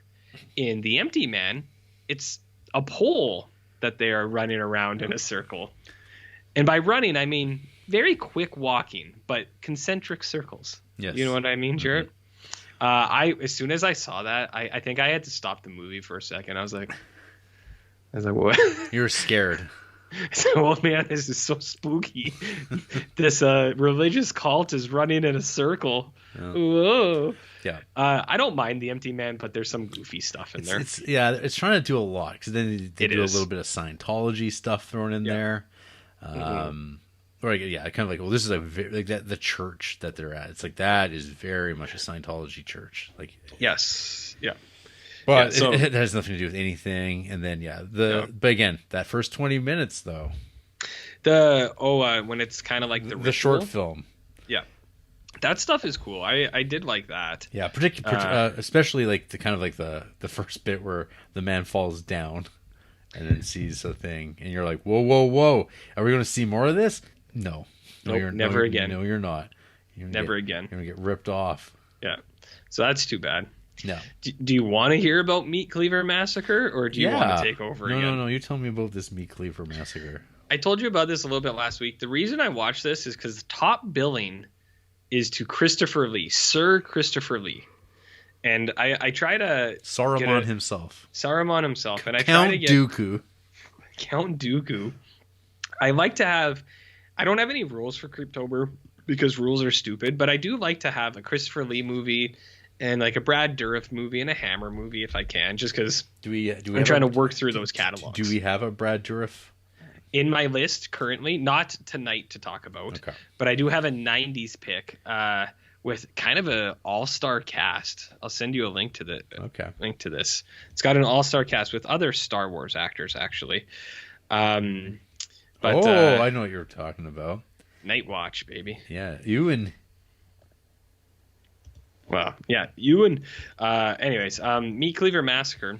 So I watched this because of Christopher Lee, and then like I was like half an hour, 45 minutes into it or something, and I was like, where the fuck is Christopher Lee? I was like, he's not in this at all. I was like, is he just gonna walk by unframed? And not even that. He's credited as the narrator, and as far as I can remember, this movie doesn't even have a narrator. So I think it's total horseshit, like complete horseshit. This movie had some funny Italian stuff in it that I got some screenshots for. Funny how? Did it amuse you? It amused me. No. And it's like a dude doing stand-up, and he's like, hey, paisans, any Italians in the crowd? It's like stuff like that. That's pretty good. Which I liked. This movie is... it is good. I'll send you those screenshots, too. I like those. It's got a decent setup for like one of these late 70s movies where it's an occult like folklore history professor at a university. So he's talking about like demons and paintings, and like his favorite is this one demon in a painting, and like it's attributed to like this town that was cursed or whatever. And I was like, yeah, I'm here, I like this. And then he like comes out of class, and there's like some of the students are like, they're like, great lecture, professor.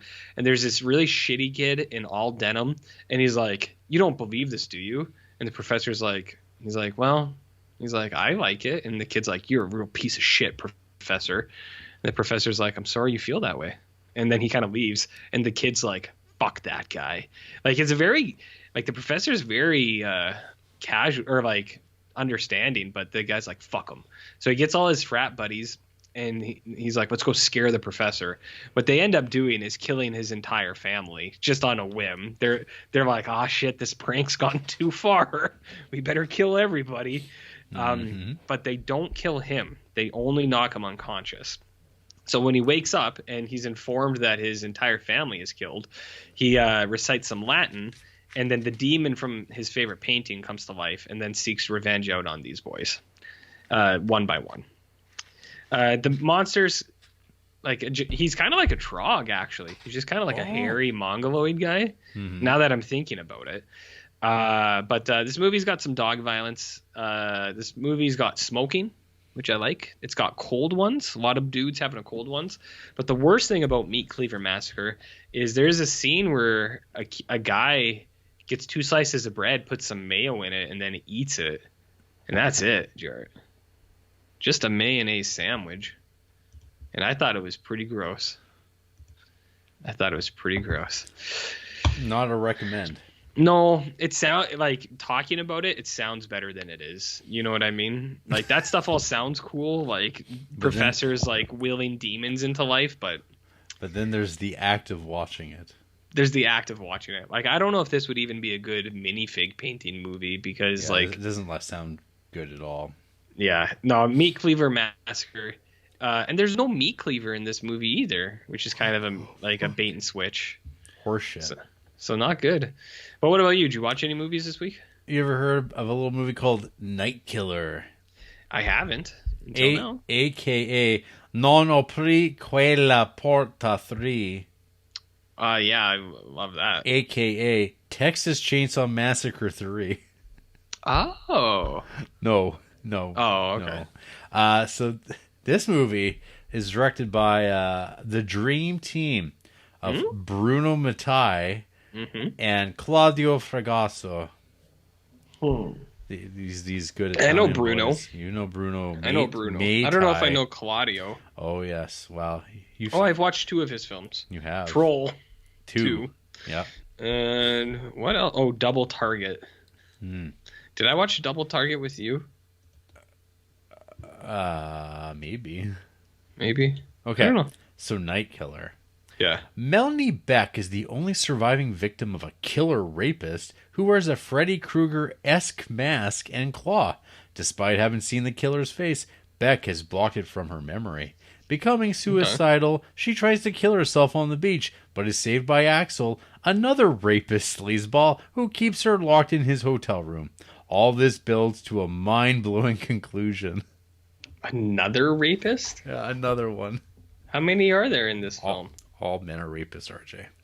So this movie, I didn't read very closely. I thought this was just going to be like, it's called Night Killer. So I'm like, he kills people in their dreams. So this is going to be a Freddy Krueger knockoff movie. Cool. Sure. I'm down with that. Bruno Mattei and Claudio Fragasso. This is going to be a good time. And then the costume shows up because it's like an aerobics dance number in a play, which again reminds me of a lot of early or late 80s, early 90s Italian movies, and they love like production and theatricality in that post Argento world. Any of one of the Bavas or Argentos or whomever. So anyway, this movie has this guy show up, the Freddy Krueger dude, and I'm like, holy fuck, that's like the worst mask I've ever seen. Then it's like it has a seam in the back. Like, what do they go? They don't care at all. This is shameless. I kind of like it. But then it turns out, no, the guy's wearing a mask. And it's like, oh, it's a plot point? It's a plot point. Because, of course, you find out it's a Freddy Krueger-esque mask and claw. So it is a guy supposed to be, and it is atrocious, this mask. It doesn't like, there's no attempt to. But I do wonder if they changed their mind when they realized how bad the mask is going to look. And so they are like, we should just make it up front that it's I gotcha. They should have kept it. Yeah, would have been more honest. Yeah, this movie, I don't know. I don't think I disliked it, but I don't remember anything about it at this point. Even like that was only like a week ago that I watched this. It's fine. But I forget things frequently. Yeah, this one. And I actually did watch this one too. I was actually sitting, but I'm like, I don't know what happened. I think I was just laughing at the mask and the long butts that I'm sure were there. How long? Nah, I'm mid to long. Yeah. Okay. Standard size. Okay, that's fine, I guess. But yeah, there's like some crotch grabbing, what? Crotch grabbing. Some ladies grabbing this Krueger dude's dick. Okay. But he's fake Krueger. Anyways, the poster's pretty good, but I mean, I don't remember anything about it, so I don't know. I can't recommend it. I don't think. It's fine. Anyway, you don't have to recommend anything. So my YouTube score, upon looking up horror slasher, is this movie called Open 24 Hours. Okay. I just clicked on it and I'm like, let's see what happens. This is directed by a guy named Padraig Reynolds. Seems like he's directed about 5 or 6 films. Okay. This one is it's very green. There's a lot of green footage outside. Okay. Is that good? I don't know. Does that sound good to you? When you say green, like plant life or green screen? Green lighting. Oh. I mean, I don't know. So the tagline, pray you never run out of gas. Which makes no sense. Yeah, because like But there's a I lot would, of places I you would, could run out of yeah, gas. I would love to never have to fill up my gas tank ever again. That would be a lot of savings. Yeah, that'd be incredible. Incredible. After setting her serial killer boyfriend on fire, a paranoid, delusional woman gets a job at an all-night gas station. The isolation triggers her anxiety and hallucinations with devastatingly gory results. How gory. This feels like an Adam Wingard film, but not even that good. Not a good. Yeah, I gotcha. So this description's pretty pants too. Like that's not. It's not because she's alone at the gas station for like less than 8 hours. So she's. How does it go? She went to jail too because essentially they're kind of doing a like Karla Homolka type deal where she was kind of forced to watch her boyfriend murder women in front of her, and she was like, the idea was, well, how could you go along with this? If you knew all along, you should have gone to the police immediately. But it's not so simple. And so anyway, she finally had enough with this guy drowning women in front of her for kicks. She sets him on fire. He goes to jail. She goes to jail for her own part in all of this, but now she's trying to start all over, and she's out on parole, and her parole officer says, hey, you can go work at this gas station. So she gets a job at the gas station. She gets to meet all the creepy dudes. There's a guy who works there. He's kind of creepy. Then she meets one truck driver guy. He seems pretty creepy and horny. And then, yeah, her friend who takes her to her first shift, she's immediately killed, stabbed through the face kind of thing while in her car by this the only thing I describe it as like raincoat cloaked individual that just reminds, it's like a slick more, but it's kind of like the outfit that Bruce Willis has in Unbreakable. I like that outfit. Yeah, it's like, but it's a super villain as opposed to a super hero. But anyway, so a lot of coincidences occur in this film, a lot. Yeah, because. Yeah. So anyway, this is spoilers. No one needs to watch this at all. I was going to tell everyone. This is extremely whatever. It's not terrible, but it's not good. I'm trying to remember. Oh, so her boyfriend just like escapes from jail, and he's actually there. But the whole time you're thinking, oh, it's in her mind. It's like, no, he's there. He's fine, and he's like. It's like, how did he get out? No explanation. He broke out because he knew she's out, and I know where she's going to be working at this gas station in the middle of nowhere. But also at the exact same time, a mother of one of the victims has come also to get revenge on her. Ooh! All in the same night. In a sexy way? No, a violent, messy way. So the movie, like kind of toward the end, people wind up getting tied to chairs. People get like.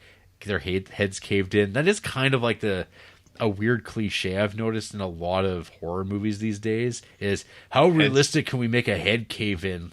And it's all Irreversible's fault. 100%. I haven't seen that. Yeah, there's a pretty gnarly one in there, but I feel like that one a lot of people watch and it has stuck with them too, and they kind of want to reenact that and do it their way. And it's just like, yeah, I mean, whatever. You're just doing the same thing over and over and over again. I'm with you. Odd. They're like, look at this head. And you go, do we gotta? Yeah. Do we gotta? Well, then watched, I'll run through a few short films. Watched this one called Guest. It's metaphors, but it's not too bad. It's nothing too special. It's from like 2 years ago.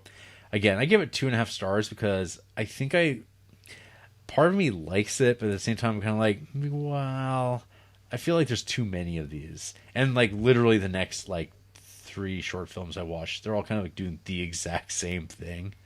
Where it's like, I'm alone in a room, and it's very slow, and everybody talks quietly, and everything's gray or blue, and it's always a domestic scene because we don't shoot outside because that costs more money, and you can shoot something in your apartment, and we're gonna make a big festival hit or an online hit, and then we'll flip it around, and then we'll make a movie for New Line and no one will ever talk about it ever again because we're going to make a feature-length adaptation of our short film. That's what all like every single one of these feels like that, I'm including sure they're all hoping for that. Don't Look Away, which is from 2017.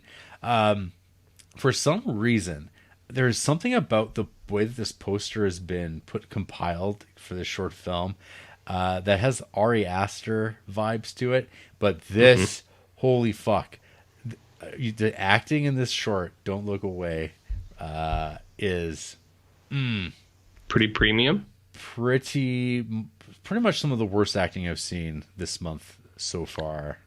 Oh, and that says something. Yeah, it's almost worth watching for how bad acting can be. Yeah. So I would recommend it. Just so you know what good acting how is. creepy? Hey, how creepy is Christopher Nolan's Scarecrow to you? A sack over the head with an eye hole. Yeah, that's what. That's what this is. That it's that horror. Oh, okay. I mean, I thought he looked like cool, but like not creepy. Yeah, this is all it's about, and it follows kind of stuff to it as well.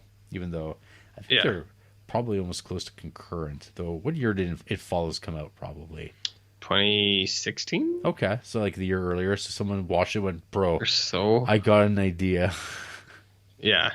Don't Look Away. Get it? I do, unfortunately. Yeah. Unfortunately, Jared, I do get it. And then I watched another short called I Heard It Too from 2014. And not good. I'm glad you didn't tell me to watch it. Don't. Like, what was that one you made me watch last year? Oh, that was awesome, though. You loved it. The Smiley Man or... Okay. This year, I'm telling you, watch Don't Look Away. Nope. Yeah, it's 8 minutes long. 8 minutes? If it was like 2 minutes, I would have even been like, Oh, you know, this is like Neil Breen levels of acting performances. The dad, when he shows up, it's incredible. If I watch any, it'll maybe be that one. Okay, maybe because it's bad. But I would say if you want to watch one that's like actually almost good, Guest is that by Finn Callan. The creature in it or whatever is pretty neat. It's kind of cool. Yeah, it's kind of cool. Okay. Simple. It's very simple. It's probably got the most it's actually got an idea rather than I'm trying to go to bed and there's something trying to eat me or do something at me. Something keeps unplugging my nightlight. Yeah. You know about that? I do. All too well. Yeah, that one's pretty cool. That one's too well. That's pretty cool. It's a classic. I think I gave that thing fucking 4 stars. Because it's Lights Out. Yeah, it's like the short film. I think it's like it's effective. It's very effective. It's pretty cool. Yeah. But yeah, everyone's trying to do the exact same fucking thing over and over and over again. And then sometimes people even try to make an entire movie about it, and that's just not a good idea. Yeah, it's not a good idea. Yeah, or making a podcast on it. Oof, don't do that. Even worse. RJ, what have you been watching? Jarrett, do you know about Art the Clown? Oh, you ruined it. You could have said, do you know about Art? Do you know about Art, Jarrett? I know. I studied art history, RJ. And what did you learn? I learned that sometimes there is still the possibility, even in this broken down world, as we trudge our way through the 21st century with what real horrors and disappointments and tragedies are going to befall us, and mediocre horror films and shit cinema. There is still the possibility for a unique voice and execution of an idea and that can transcend this dark time that we find ourselves in. What kind of idea do you think you're talking about here? When you say an idea, what's the idea? An idea of any old asshole in the world can be like, dude, I got the sickest idea. And they go, whoa, dude. I've never heard you sound so enthusiastic ever in your life before about anything. What are you talking about, dude? I got this idea. You know clowns? It's like, yeah, man, fucking clowns are scary. I know, right? But you watch fucking movies and clowns fucking suck. I mean, Joker's cool and shit, man. He's lit. But no one's ever done clowns right. And every every filmmaker has had this conversation with their friend about sick clowns and making a real clown movie. Finally, for the juggalos out there, for the family, and they always fall flat on their face. It's always this like shitty clown movies. And then, one day you see there's this like fucking clown like on these like posters for something called Terrifier and something called you hear about something called All Hallows Eve, which just sounds like one of a million Halloween movies that come out every single straight to video, straight to stream, straight to video for years and years and years. And horror fans, they tune in and they're like, well, maybe this will be the one. This will be the one that really does it, and finally shows me a new vision of horror. And then finally, sometimes perseverance pays off, because every once in a while we get Art the Clown. Tell me about Art, Jarrett. Tell me about Art the Clown. Art, as some might say, some have said, is a bad dude. Some have said that. I don't know who would say such a thing, or if it's even a unique idea that's only ever been presented once. I noted once that recently that you had made your way through up to not including the sequel. That's making its way, I guess, sometime to us. But you, RJ, had just embraced the art lifestyle. Well, Jared, become a real bohemian. It was an easy task. It was an easy task because 2 short films are actually double dipped in this pantheon of 4 entries. Yeah. You didn't need to watch those. No, I just checked to see if they were the same or not, and they were. So the hard work was done for me. I dipped into Art the Clown, and I know you said, let it breathe, give it time. But I did All Hallows Eve, and I saw that the 2 shorts were the exact same, so I said... Warts and all. Did you watch all of All Hallows Eve? I sure did, Jared. Okay. I sure did. Right. Because the All Hallows Eve is an anthology. 3 shorts and a wraparound. 2 of the shorts are the introduction and perseverance of Art the Clown. And then there's the short in the middle is an alien-based one, which I'm also all about. And then that's it for All Hallows Eve. And then Terrifier is the spotlight on art. On the real show. So I know you said to space it out, but I did All Hallows Eve, which isn't long. It's like 80 minutes or something. Yeah. And then I was like, Terrifier is right here. It's on Tubi. I can check it out. Tubi Life. So I checked that out too. The 2 shorts are called The Ninth Circle, and then Terrifier, which I know is confusing to people.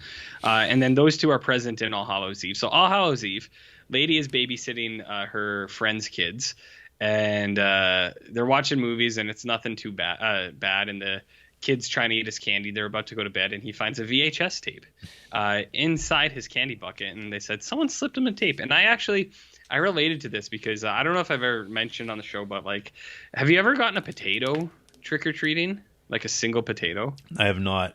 So this happened to me and my buddies. Like every year, one of us would get a potato. We don't know what house it came from. We wouldn't all have it. There was just always a single potato in the candy bag. And so I think it was someone in the neighborhood was just slipping in out of like all the masses, a single potato once in a while. Into a candy bag, like in the hand, like put it in the pillowcase. It's for your parents. It's for your parents, yeah. And it's always like a make sure potato. They get some good nutrients out of this. Well, it's got good starches, Jared. Yeah. You know what they say about starch? Mm-hmm. Gotta leave the skin on. Mm-hmm. Great fiber. It's great for your colon. Yeah. So So I kind of related to this because I remember when this happened, we'd always talk and be like, "Did you see when this happened?" And it was like, "No." I have no idea where this came from. So it can happen. People can slip stuff in there. The potato is a harmless one. And I think that's a good prank, something that should live on. But this kid finds a VHS. So they're like, can we watch it? And she's like, I don't know. And she's like, all right, let's try. Let's throw it in. Let's watch the anonymous tape. Let's watch the anonymous tape. So they throw it in. And the first video is The Ninth Circle, which is the introduction to art. And this is finalized art makeup. is what I should say. He's not quite the Art that you know from the Terrifier posters. His prosthetics aren't there, so it's just kind of the makeup, but he's still Art. He's in a train station with a girl, and girl doesn't really want to be near him, but he's like, Art's kind of a scamp, Jarrett. He's kind of playful, in the mime sense, where he does kind of playful things, but his presence is always kind of intimidating, I would say. So he's there, and lady's like kind of avoiding him, and he kind of tries to offer her candy. She takes it, and he gives her an injection. Art is a man who is not afraid to pull out the syringe once in a while. He uses that play a couple times. Girl wakes up chained in like a well, or not a well, like an abandoned rail like alley or something. There's two other girls chained there, and she's trying to ask what's going on, and they say, we don't know, we woke up here, but there was three of us, and then the chain pulled and one of us went away. And you go, oh shit. And this girl's like, well, let's go see what's at the end of the tunnel. And they're like, no, it's better to just wait it out, because hopefully someone will find us. And she's like, I don't know. And as they're talking, one of the girls gets dragged away, so the other two have to act, and they go. And they break their way out, and then they encounter Mongoloid Man with like a cleaver. He's kind of like a mutant chud kind of a thing. They kind of break out, and then they're trying to walk the halls, and then they encounter other demon type things and like homeless people who are actually demon homeless people, but like you can't tell at first until you look in their shopping cart and it's full of like body parts or whatever. And then head girl, she encounters I believe the devil, the literal devil, and we get a Rosemary's Baby kind of sequence, and then that happens, and then that's the end of the short, and it cuts back to All Hallows Eve, and lady's like, I don't know if we should be watching this, and they're like, come on, and she's like, all right, one more maybe, or she sends him to bed, but then they keep watching. Second installment, Alien Home Invasion, which I wasn't put off by it. You know what I mean? I was kind of like, I like this. The alien design is pretty crummy, but I was kind of like, I see what they're going for here. It's kind of alien poking around a house, and it's like a home invasion thing. Right. Didn't mind it. And in that thing too, their art is present, but only in art form. Art form, Jared. So like a painting. They're moving in, and they're like, where'd this painting come from? And they're like, we don't know. Or is like, my husband just had the urge to paint it today, and he doesn't know why. And then at the end, when the alien gets her, because she put a cloth over it because it bugged her, and then when the cloth comes out, it's a big painting of Art and his face. And so you go, there's Art, that scamp. And then it cuts back to lady. She's kind of getting scared. She's hearing stuff. She goes and checks on the kids. They're sleeping together because they got scared too. And then she goes back downstairs, and she's got the pole. She's like, I got to keep watching this video. And that's where we get the Terrifier short, which rounds out the anthology here. And it's a lady is running out of gas, so she stops at a gas station. And while she's there, the gas station attendee is kicking out Art the Clown from the gas station.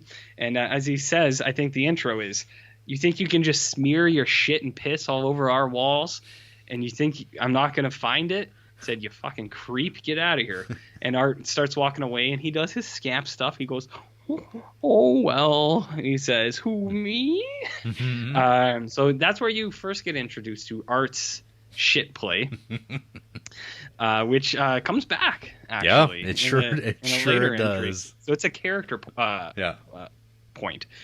Poo play. So my favorite band. Yes, exactly. I know you're a big fan.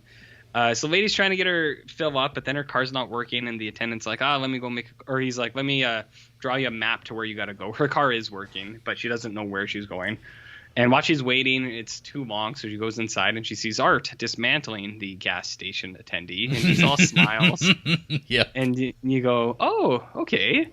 And so she gets scared. She starts driving away, and she drives for, I don't know, a mile or something, and then she sees Art on the side of the road with a sign that says he's hitchhiking, and the sign says carnival or circus or something. Yeah. And she goes, that's impossible.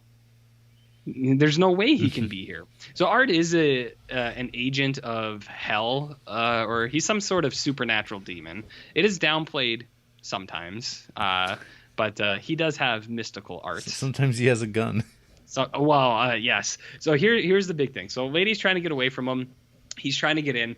Her car does break down, and they have a fight, and that's where you're introduced to Art's weapon of choice, which is kind of a cat of nine tails, but on the end of the whips are like things like razor blades and syringes and stuff, which I actually thought was kind of a neat weapon.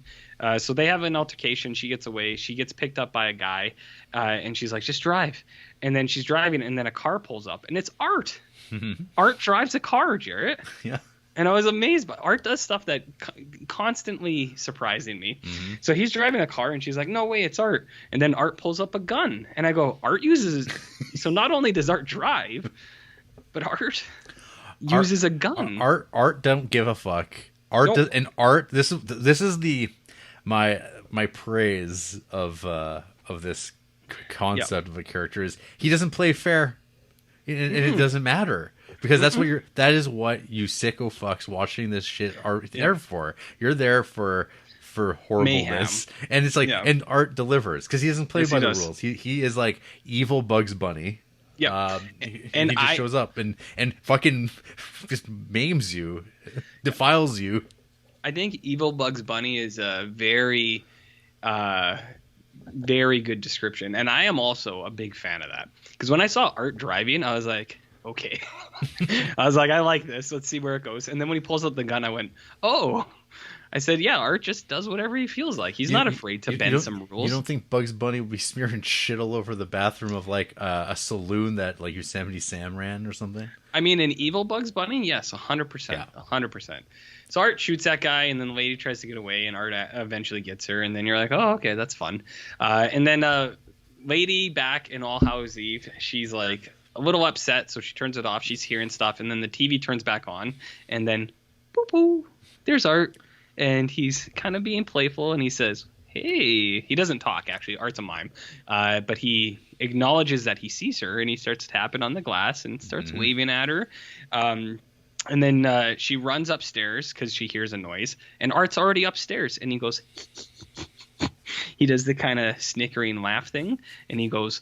He's also a big fan of pointing and laughing, which I also like. He points at people, and then he starts laughing because of how ridiculous they are. She finds that the kids have been brutally murdered, and then All Hallows Eve ends, and that's just the end. And I went, okay. I said, I see what Art's about now. Yeah. Okay. And then I rolled right into Terrifier because that's what you do. Yep. And this is the Art show. Yes. So we have two like college age kids leaving a party. Like they're in costumes. They go to their car, but one lady's like, we're too drunk. We can't drive. Let's go get some pizza or something, sober up. They pass Art walking to the pizza place, and they're like, that guy is weird. Yep. But they don't think much of it. So they go into the pizza place. They're starting to get pizza, and Art comes in naturally. He's got his garbage bag. Yes. Oh, I totally forgot. This actually has an intro. It is the lady who is the babysitter in All Hallows Eve. She's a news reporter in this. They've recast her. Yep. And she's talking to a woman who has a horribly mangled face. And the lady's like, a lot of people say Art is an urban legend and that he's not real. And then she's like, tonight we're talking to a survivor.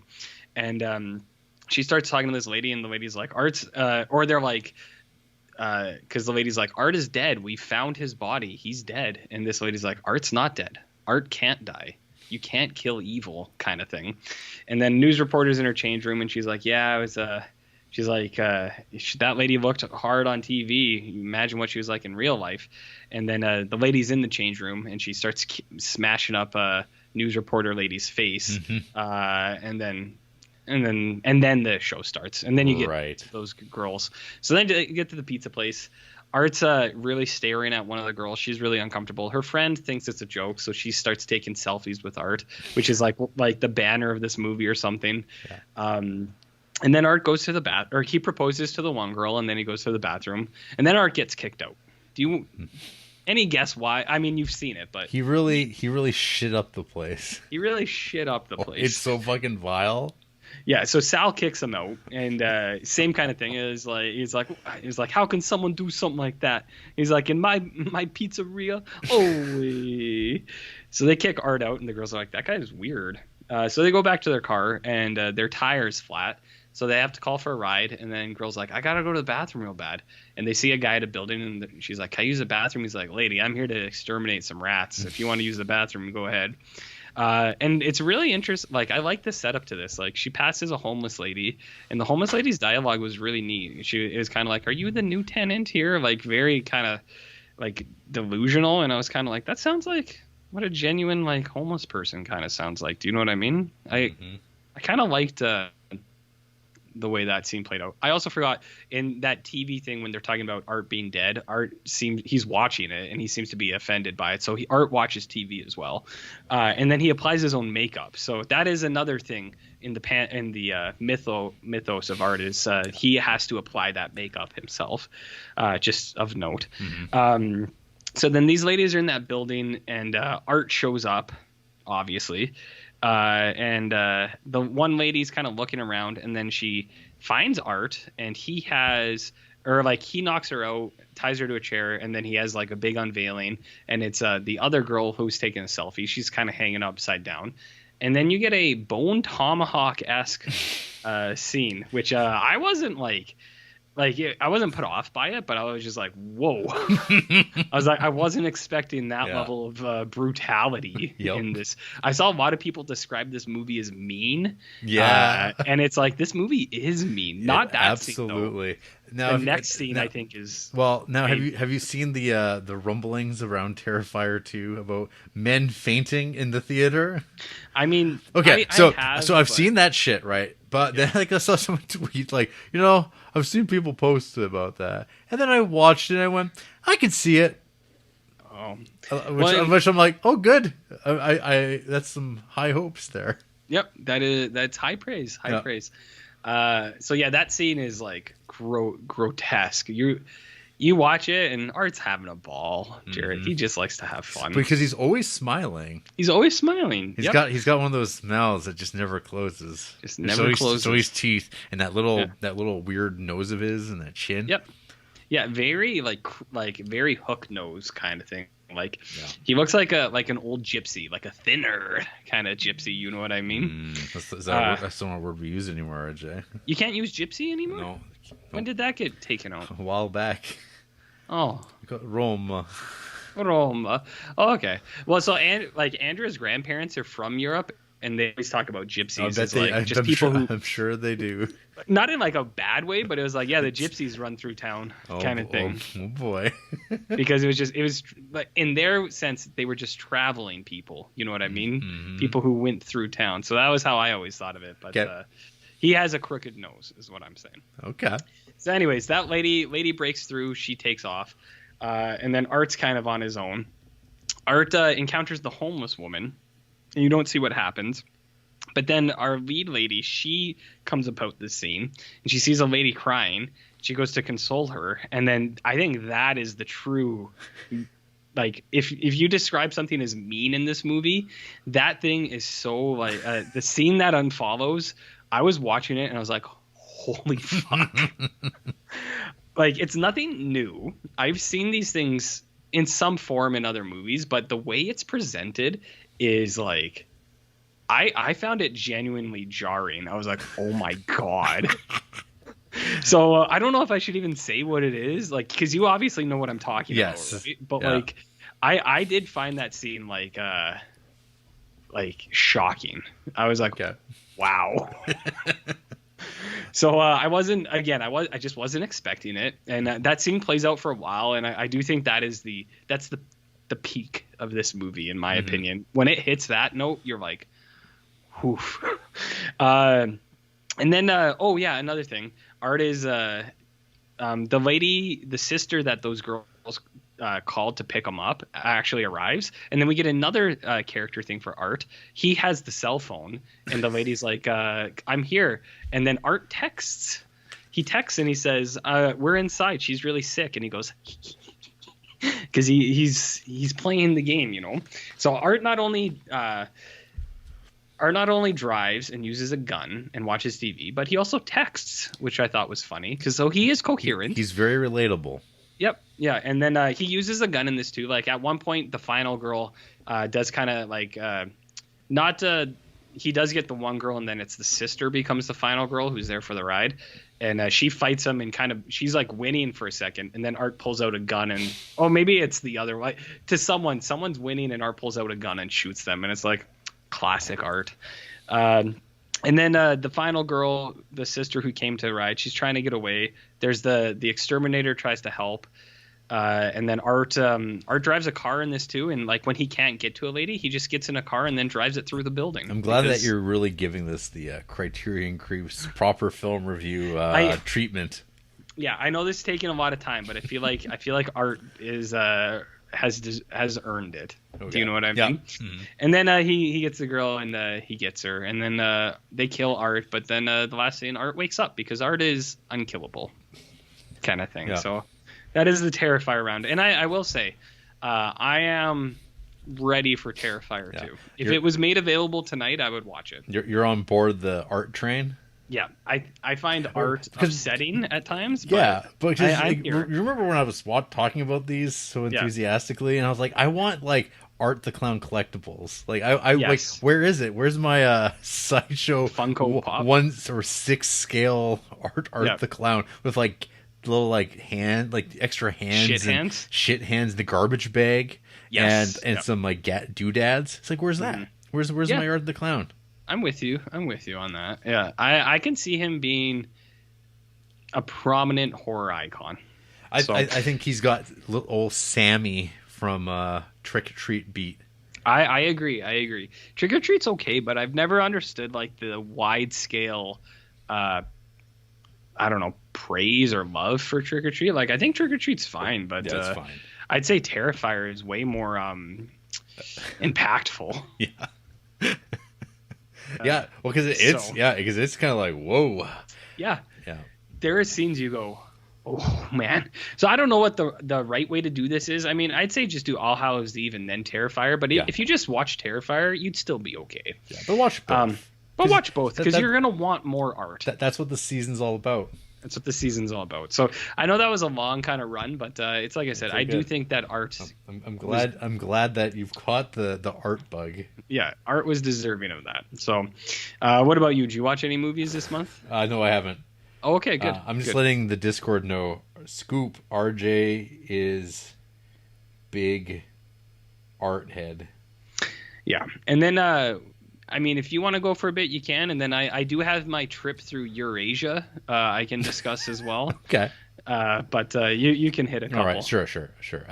So I watched... This was actually... I got kind of hyped. Saw Sam Sanchez give this 4 stars, and it's been on my to-watch list forever. I believe some hosts of a podcast were talking about this last year, too. It's like one of the better films they'd seen.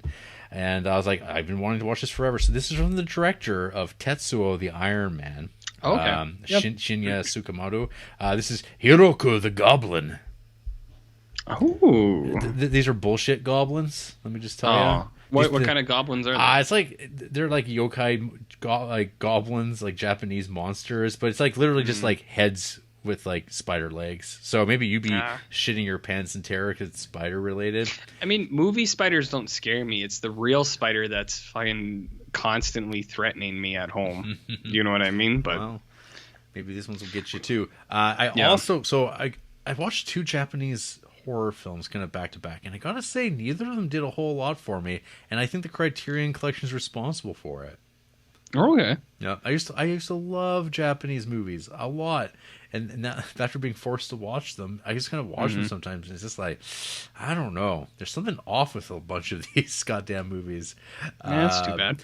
Yeah, so the first one was the Hiroko the Goblin, which let's see here. A school was built on one of the gates of hell, behind which hordes of demons await the moment they will be free to roam the earth. Hiroko is a goblin sent to Earth on a reconnaissance mission. He beheads students in order to assemble their heads on the demon spider-like bodies. Haida, an archaeology professor, and Misao, a haunted student, investigate the gory deaths and eventually battle Hiroku. That sounds cool. It sounds cool, but I don't know. It didn't do a whole heck of a lot for me, I gotta say. That's too bad. Yeah. It's okay. I think I can give it like 3 stars, but Yeah. I don't know. It seems like a polite 3. And then I followed this up with yokai monsters. That sounds cool. I bought a trilogy. There's a box set Yeah. that Arrow put out. This is yokai monsters, 100 monsters. This reminds me a lot of V. Or Vi, whatever you want to call it, that Russian movie where it's that's all a cool like movie, it's though. all backloaded though, and even less so because you don't get all the nights where things like escalate and you get all the cool spooky monsters. This one's got a whole lot of cool looking demon Muppets, but you barely see them other than the one that's in the poster prominently featured that's got its tongue sticking out with one eye that bounces around very cheaply.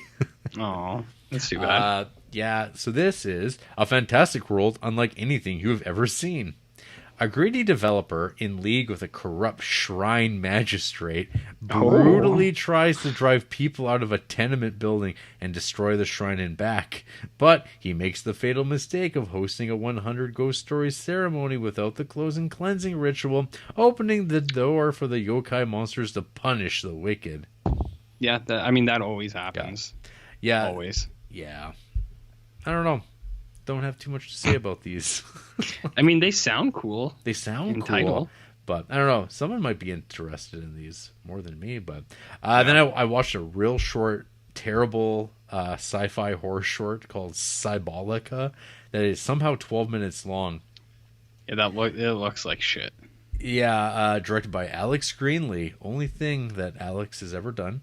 3 inmates awaken confused and shackled inside the dystopian super prison, Cybolica.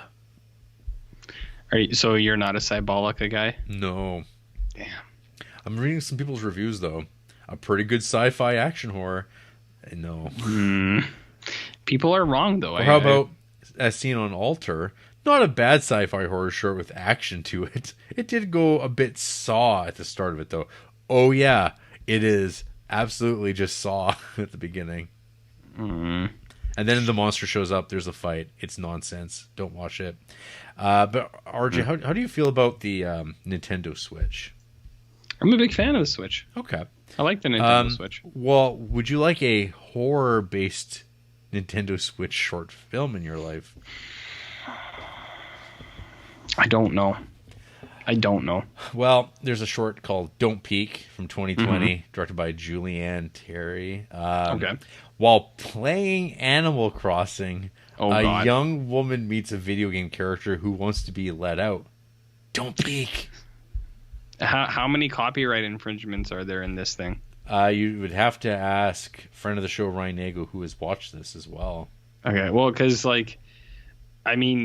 Nintendo doesn't even let people use music from games in like YouTube. So if this person actually has an Animal Crossing thing, like I feel like there's these are me's. The me is prominently featured, and it's like her, and there's like what's happening on the screen is echoing what's happening in the bedroom, and there's like something in the closet. I see what you mean. And then because it's a short film in the 21st century, a thing comes out and screams, jump cuts, and then a Nintendo Switch falls to the ground or whatever. It's just like, oh, I wasn't expecting this. And you go, oh, good. Oh, good. Oh, goody. Goody. Not much to say about that either. Okay. But RJ, are you familiar with the director Toby Hooper? I've heard. Maybe the director of Poltergeist, probably not. Yeah. So, are you aware he's dead and that? Yeah, we got him. What his last film was? A little film. Because also, do you remember Hooptober? Yeah, and that thing drives me nuts. Like, I think it's done though. I don't think it's a thing anymore. Well, the thing that drove me the craziest with that is like one year, I can't remember, like 6-7 years ago, I already had my list made and it just somehow matched. I haven't looked at that Hooptober stuff since, but it matched all the requirements of his. And I remember I tagged movies as it, but I feel bad about that now. But I remember that guy, he was selling merch based on his Hooptober stuff, like things that he says or whatever. And I was just like, man, don't. Mm-hmm. I was like, I don't know. I don't know what that guy does in real life, but I can guarantee I don't want to hang out with him. So. Absolutely. So, I watched Toby Hooper's last film, Jinn. A genie pick? Yeah, a genie pick. There's not that many. There's not that many. Wishmaster? I'll mention that later on. Ooh. The tagline for this film: "Evil wants an heir." Well, there you go. That's kind of cool. So this is like Muslim horror, which is interesting because there's not a whole lot of that. No, I mean Sinbad is Muslim adventure. Yeah, let alone Toby Hooper directing it. Yeah, you don't see a lot of that. No, so that's novel.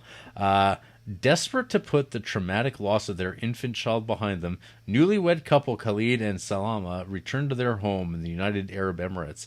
Unknown to the couple, their new luxury apartment block, Al Hamra, was built on the site of an old abandoned fishing village of the same name. It's just like you. Legend has it the village was abandoned after malevolent beings haunted its inhabitants. Unsettled by her new surroundings in the eerie hallways of Al Hamra, Khalid worries his wife is failing to battle her personal demons. But could it be something far more sinister? I mean, it sounds like a movie. This is a movie that takes place over the course of 2 days. Okay. Yeah, there's something it's not garbage, but at the end of the day, you'll feel like you've wasted your time. Yeah, I see, and that's not what you want in Creeptober. It's so I don't know, these movies about women in apartment buildings, the Rosemary's Baby formula, or remember Polanski's Repulsion. I do remember Repulsion. Yeah. It's hit and miss, and this one's where you're kind of okay, there is nobody else in this entire movie for these things to be either there. It's completely in her head, which case that movie sucks real bad. I agree. Or it's everyone's conspiring against her. So it's where's the tension? You're just you should leave, but I know you're not going to because it's a really cheap movie, really cheap. With people getting thrown off of buildings and double gin fake outs and stuff like that. CGI. I hate the double fake out. The double fake out clouds. While you're oh, you thought it was her, but it was him. And you're oh. And then it's everything works out just fine. Who's the gin? And you're who cares? Maybe we were all the gin all along. Yeah. Oh, blue genie. Wishmaster? Wishmaster? No, that's too bad. What about you, RJ? You watch anything this month? No, I haven't watched a thing. Okay. Let me talk to you about your Euro-Asian films. 1 European, 4 Asian. So I watched a Corpse pick. You remember when Corpse was talking, or 2 Corpse picks? Yeah. Remember when Corpse was talking about The Medium? I do. So this is the same people who did, I think, The Wailing. Okay. I think, which I haven't watched, but these are the people who did Shudder. Not The Wailing. I think maybe I watched a movie from the people who did The Wailing later. I can't remember. But this is the same people who did Shudder. I think this is Thai. Okay. Yeah, okay. A story about a shaman in Thailand. I watched some Thai movies and some Korean movies, and I gotta tell you, I watched a Thai movie last year too. The Thai horror movie, I think, is a well of good stuff that is unbooked. What's the name of that movie? I remember watching last year. I really liked that one. The one I made the one with the guy. Yes, skin puppets and there's Pedagore. Yes, in Pedagore. Yeah, I really liked that. I kept thinking of it as the bus movie for some reason. There's a lot of bus movie. There's a lot of buses. Yeah, there's a lot of buses. Yeah, there's a lot of buses. So I watched The Medium. Corpse recommended it, and I like these Thai films, man. This movie is it's got some really good stuff in it. It's got a few things that I think are it's they could have cleaned that up a little bit, but it's a cool idea. So in Thailand, shaman stuff is still based on this movie, I guess. I don't know. But it seems like it's still a highly practiced thing. And individual villages have a shaman that is the avatar, James Cameron, of a deity. So it's this lady who's the avatar of this deity. And she does things for people who think have like curses or whatever. She does like ceremonies for them. There's drinking of snake juice in this as like they do like a montage of her like kind of like doing acts for people. And by snake juice, it's a jar with a snake in it that's fermented. That's what snake juice is, Jared. So she's a shaman, and then she goes to a funeral, and you don't really know what's going on yet, but she has a niece, and you kind of find out this backstory that like her niece's mom, like her sister, was supposed to be the shaman, and she rejected it because it's like a bloodline thing. So the sister took it. But during this funeral, there's like this old lady kind of walking around, and then the niece starts acting weird. And there's talk of like the good deity spirits and then the bad ones that try to take over people. And so the niece starts acting really weird, and the lady shaman, she's kind of like, I'm noticing some strange stuff here. And then that's what the movie kind of becomes, is that it's like a possession movie for this young girl, and then it's this her aunt, the shaman, and she's trying to like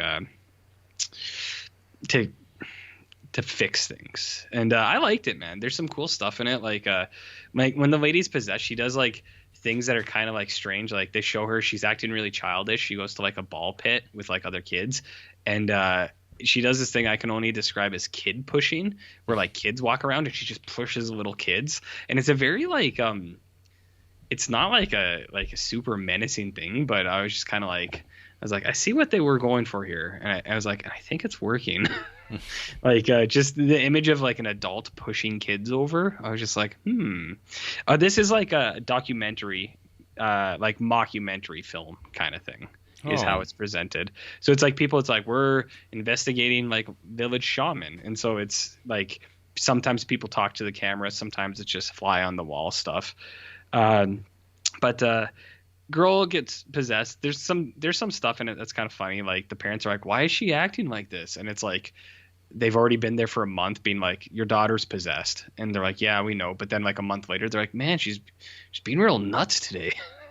And he's like, yeah, like she's possessed, kind of thing. I think this also falls under Catholic horror, because I think this is the kind of thing Catholics are super scared of. So there's that, and then one of the only downsides, there's a lot of dog meat market stuff in this, which I think is being used as a metaphor, Jarrett. A metaphor, but good use of night vision cameras, I think, in this thing. And the ending, I don't think the ending is nailed.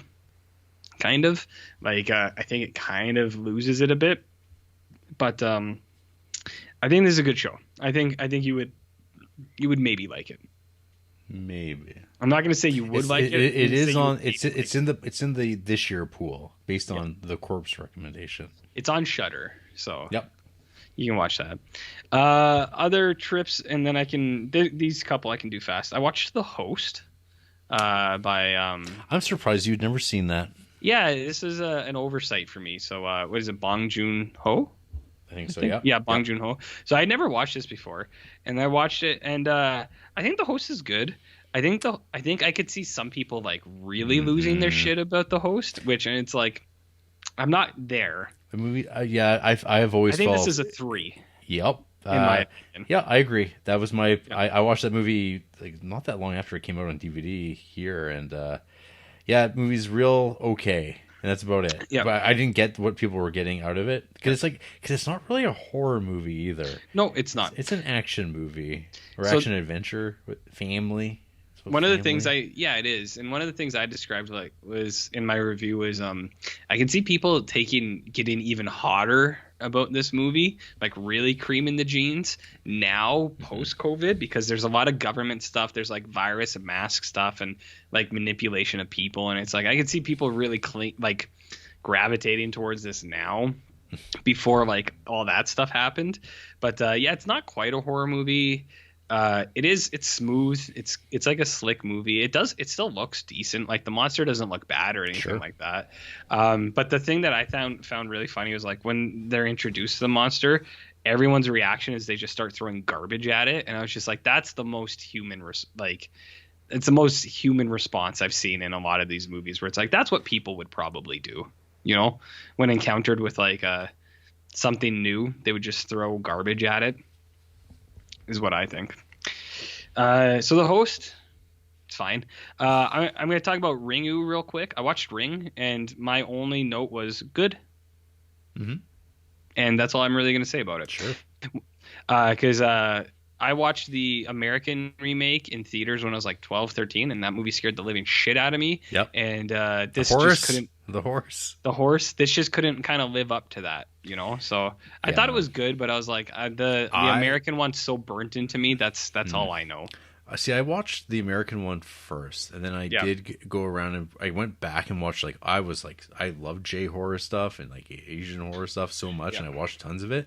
But it's the same thing, like I was mentioning, like, I don't know, this podcast is just wrecked my brain. But I go back and I watched Ringu again a year or two ago, and it's just kind of like, oh, this is like not at all what I remember. I'm kind of scared to rewatch the stuff I remember being like really good, like Pulse, like Suicide Club, and Pulse in particular. I'm just like, oh, these is gonna like be terrible. Like, am I just not gonna be into this? I don't know. They might. Possibly. It's possible. I don't know. So I like the American one more. And then two quick ones. I watched The Call, which is a South Korean film, but I think a Netflix film somehow. When I was watching this, I got real annoyed because for the first 10 minutes, they were speaking in English, but it wasn't matching the subtitles, because I watch with subtitles on now, even in English, and like the way they were talking was really weird. And I was like, what the fuck is going on? Like, because it had Korean like text and stuff. And I was like, why is this like audio so weird, like with the way they talk? And then I realized it was Netflix default went to English dubs instead of Korean audio with English dubs. So I watched about 10 minutes of that, and like it was noticeably weird to me. I was like, what is going on here with this movie? Right this way, Mr. Herman. Yeah, it was like stuff like that. And I was like, this is so fucking weird. But anyways, after I got through that, this movie is targeted to millennials, because the horror in this movie, like you, the horror in this movie is answering a phone because you don't want to anymore, you know. But like your instinct is to answer it. I don't think you and I have ever talked on the phone before. You don't have a phone. I do actually have. Well, you have a house phone. I have phones that I use at work. I do talk. You want me to call you at work? I do talk. You can't call me whenever you want. Okay. I mean, we have Skype, but phones. I mean, it sounds like you're afraid of phones. I am. I don't answer the phone. There you go. Sometimes, like a work associate will call me to like invite me out, but they'll call me at like 9 p.m. and I'm like, I'm not answering it. It's like, I'm not gonna answer that. No, I don't answer a phone past 7 p.m. Fuck no. You want to know where your children are? Nope, not me. They text me, please answer. I'd say, no, call me in the morning. Anyways, these people live in this house, and they hook up an old landline, and the lady answers it. It's a young girl, or like 18, 19, and she's talking to another 18, 19-year-old girl. And then through some investigation, you find out that the girl on the other end of the phone is from the past, Jarrett. A girl who has died. Oh my God. A girl with a suspicious history. Oh my God. So they talk to each other, and then present girl kind of helps. They kind of help each other out. Present girl lost her dad in an accident, so past girl goes and actually saves her dad. And then there's kind of like a scene where her world changes because history has been rewritten. You know exactly what I mean, right? And her life's way better now, and she's not talking on the phone anymore. And that girl gets kind of pissed off of that, so she kind of does something to the future world that kind of throws new girl's life off again, so she has to answer the phone. You know what I mean? Okay. Not exactly something that's been done, but kind of in other forms. And then it's kind of a cat and mouse game, Jarrett, but through time. That's how I would describe it. This is a solid, like, maybe a 3-star. Yeah. One thing that's really weird is there is a very prominent ad for I wrote it down, a Galaxy Note 9. Oh. It is very prominently shown, and it's discussed. Here's my Galaxy Note 9, Samsung. And I went, why is this getting so much screen time? So, anyways, the last my Europe movie is Koki D Koki Da. But are you gonna watch this? Because I'll maybe hold off if you plan on watching. It is also on the watch pile list. Okay. And this is also Shudder. This is also Shudder, and Okay. it's the other corpse pick. I'll maybe hold off on this. I will say that I did like it. Is it flawless? No, not in my opinion, but I do like it. Okay. So I won't talk about it today, but Koki D Koki Da. Will I like it? I would say you're 50-50. Ooh, you go either way. You're saying. I think you could go either way. This is Denmark and Swedish is what this film is. Ooh, baby. Yeah, so I think you will like some aspects of it. You're going to be like, I like this part quite a bit. And then there's going to be other parts where you're going to go, I don't like that part. I'd say you're 50-50. Okay. Yeah. Half and half. So that was my tour through foreign language films. Okay. Yeah. What about you, Jared? You watch any movies this month? Yeah. So the next two are both. Remember, I was mentioning there was like a podcast they were talking about their top one. Yeah. So I watched two of these because they've been on my list for like forever, and I never really heard anyone talk about them too much in the one case, and then the other one was the availability of it just seemed to be like non-existent. And this seems to be like one of the most highly praised blind spots for me. I think for horror films.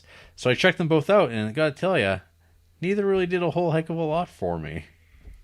Really? What are these films? One is The Brotherhood of Satan from 1971. Okay. This poster is sweet. It sounds pretty cool on paper. The first like 2 minutes, I was kind of laughing because it is peck and paw-esque. Oh. But then it's literal, and then you realize, oh, what's going on with this movie? Mm-hmm. So this is directed by a guy named Bernard McEvedy. That's a real person, sure. Who's directed some real barn burners like Napoleon and Samantha, which looks like it's about kids and a lion. Sounds awesome. The Bears and I. Also sounds awesome. It's actually about bears. We got Bears? Bears. One Little Indian. I think I've heard of that. How about Centennial? This also looks like really exciting. I definitely haven't. So heard exciting! of It that. took two directors to work through. It's about the Alan Smith? Sorry, it. Oh my God! It is 1,000 minutes long. Could you repeat that, please? It's How long is that film? 1,020 minutes long. Is that real? The economic and cultural growth of town of Centennial, Colorado, through the intertwining lives of the brave men and women inhabiting it, spanning 2 centuries from the settling of the area in the 1700s to the late 1970s. This is like a real movie with Raymond Burr, Richard Chamberlain, Robert Conrad. Wow, it's not a real movie. Lynn Redgrave. Don't give this movie what it wants. It's not a real movie. Okay. You know that. Okay. You know that. Well, the Brotherhood of Satan, which is real. Yeah. A demon spirit of madness and murder holds a California town in the grip of terror. A family is trapped in a desert town by a cult of senior citizens who recruit the town's children to worship Satan. I've noticed a real uptick in geriatric horror lately. Yeah, this one's from like 50 years ago. Well, maybe that's where it all started. Ever think of that? Which is crazy to realize that this movie from 1971 is now 50 plus years old. Yeah, that's pretty wild. Yeah. That's like, man, Brotherhood of Satan. This seems like not that long ago, but here we are. Here we are. So this movie is a movie about people in a fake house, hanging out, conversing about whether or not they should go out and deal with the old people that are also Satanists.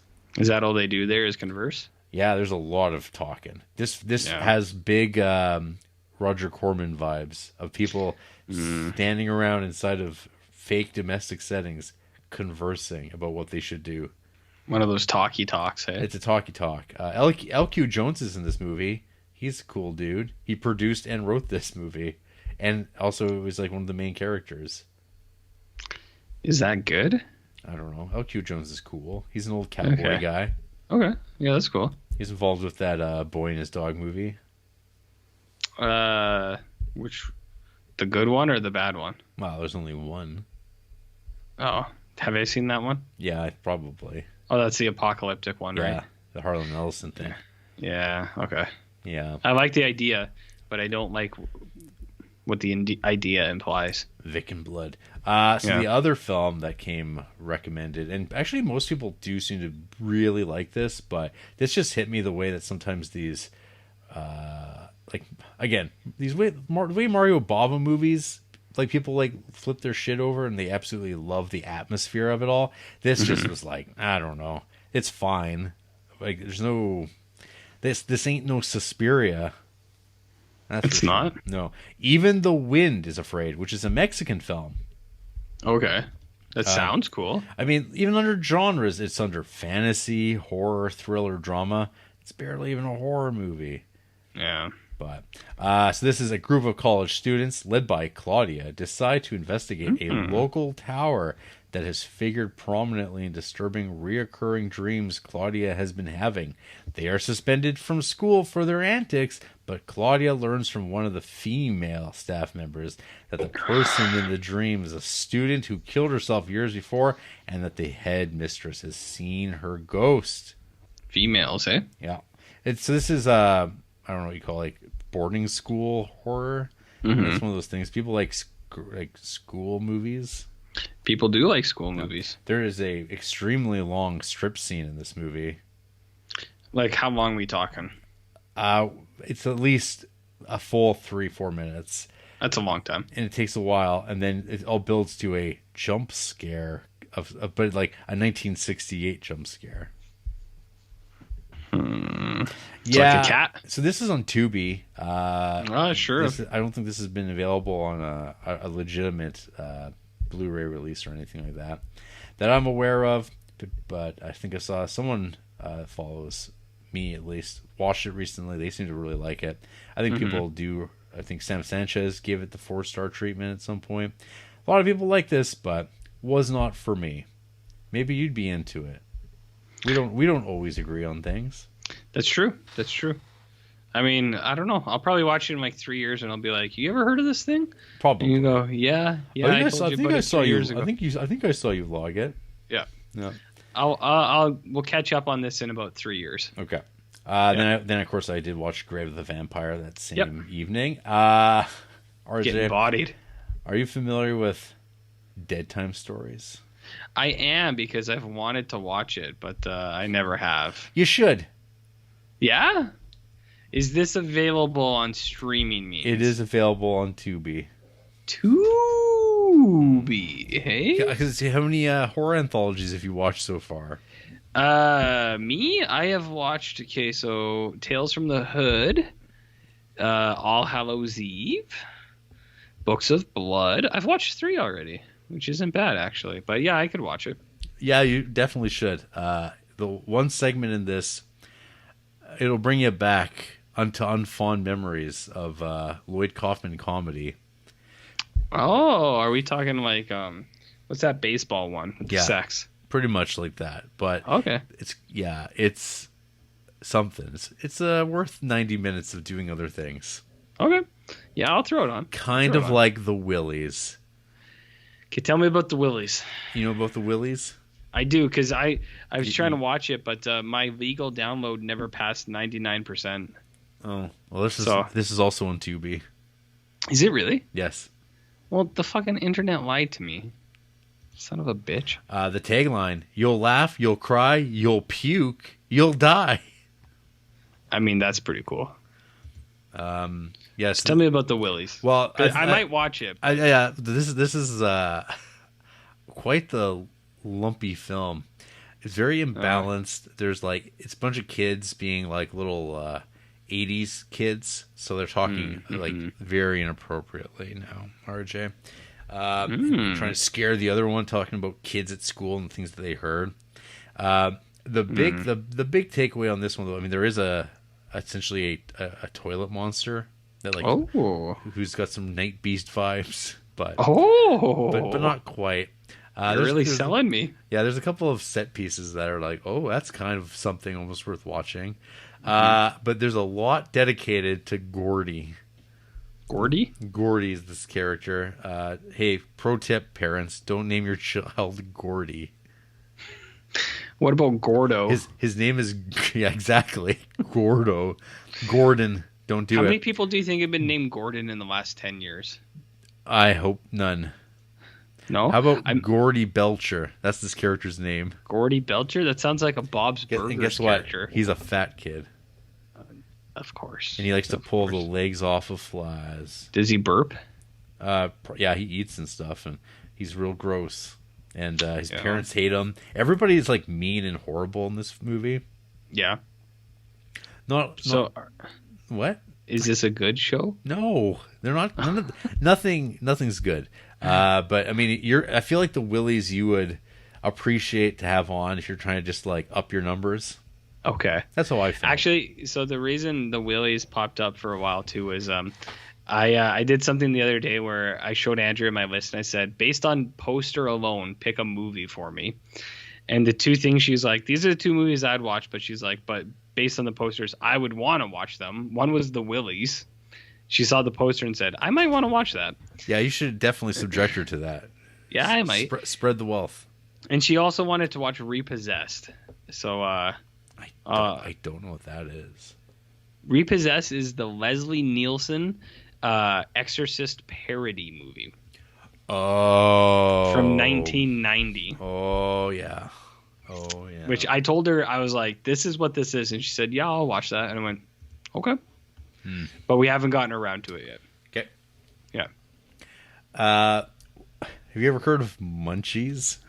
I have heard of Munchies. I was surprised you watched Munchies. It kind of came on all on its own via Tubi. After Willie's, is like, you may also like Munchies. Yeah, you like Willie's? Munchies. And you said, yeah, I might like it. You know, when you're assembling miniatures around the kitchen table, and you're just like, we got to have something on. So keep us motivated. Munchies you comes throw up. in Munchies? Munchies just pops up. You're like, it's like, sure, whatever. I mean, we just watched the Willies. We just got through Dead Time Stories. Things are going real bad. So Munchies comes on, and you go, yeah, this is a whole like. So there's a thing going on where it's like there's a little bit more film craft, I think, going on in Munchies than some of these recent movies. Oh, like in terms of like production value. Yeah. But then you see the Munchies and the puppetry on display, and these things are like the ugliest, shittiest looking things you've ever seen in your life. Other than You and Me? Yeah. Okay. What about like Puppet Master, like 5 levels, or? It might be up there.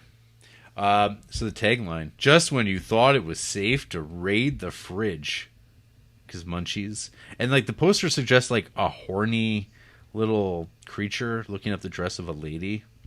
And he's smoking a cigar. Oh, I like this. I like the sounds of this. Simon Waterman, a space archaeologist, Munchies sounds good already. discovers the Munchies in a cave in Peru. Yep. Cecil Waterman, Simon's evil twin brother and snack food entrepreneur, kidnaps the creature. What Cecil does not know is that the creature, when chopped up, regenerates into many new creatures. And are they mean?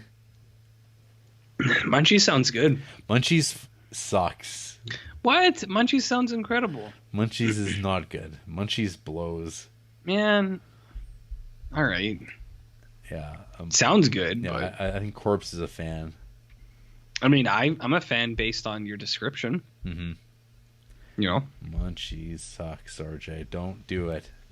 I won't this year, but in 2 years I'll go, man, I like this Munchies movie. You talked about it there's just something about like, this is 87, Dead Time Stories is 86.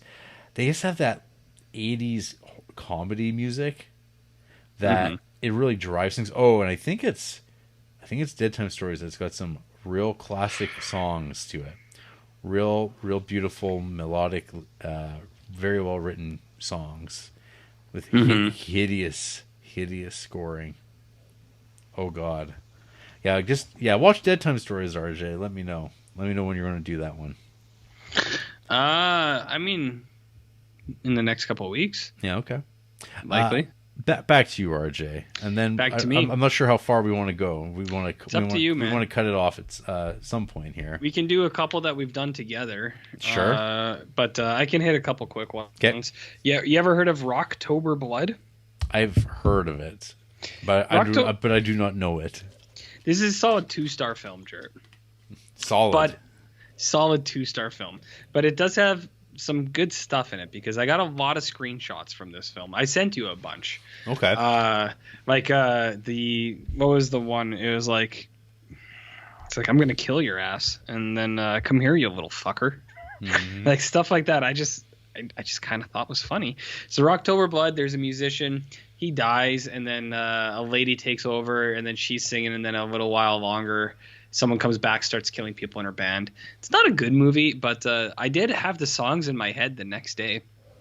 It's a metal band, and their focus is songs about like death and stuff, like slashers. And I was like, that's cool. That's cool. Nobody needs to watch Rocktober Blood. Okay. But I did. You know what else no one needs to watch? The Conjuring 3. The Devil Made Me Do It. This movie fucking blows. Like, hard. I know you've never been a Conjuring guy, but like, Nope. I do think Conjuring 1 is okay. Like, I was like, yeah, I like this. I thought Conjuring 2 was like, whatever. This movie, I think, is actually bad. It's actually bad. There's a mouse scare in this movie, Jared. A mouse scare. A mouse scare. It This goes movie- squeaking by. It goes squeaking by. And then you also, this movie for a point is a courtroom procedural. Oh fuck yeah. And you go, okay, is this what this movie's going to be? And then That's what Creeptober's about. it quickly shifts, and you go, oh, I kind of wanted more of that. So the Warrens they do an exorcism, and then it jumps from one person to another, and the beast gives Patrick Wilson a heart attack, and then for the entire movie he's just like like it's 2 hours of him heavy Wilson's breathing. okay. Patrick Wilson not great. No, he's not. Like I can see the charm of him. Like I could see him being really good with like Night Owl. with other people. Yeah, I could see him being like a director's actor, where it's like director's like, I just like hanging out with that guy. He seems fun. Yeah, but then he acts and you go, right. Like he's not even a bad actor in this. It's just his role in this movie is to heavy breathe for 2 hours and always go, my heart. And you go, my heart. My heart. Honey. You go, okay.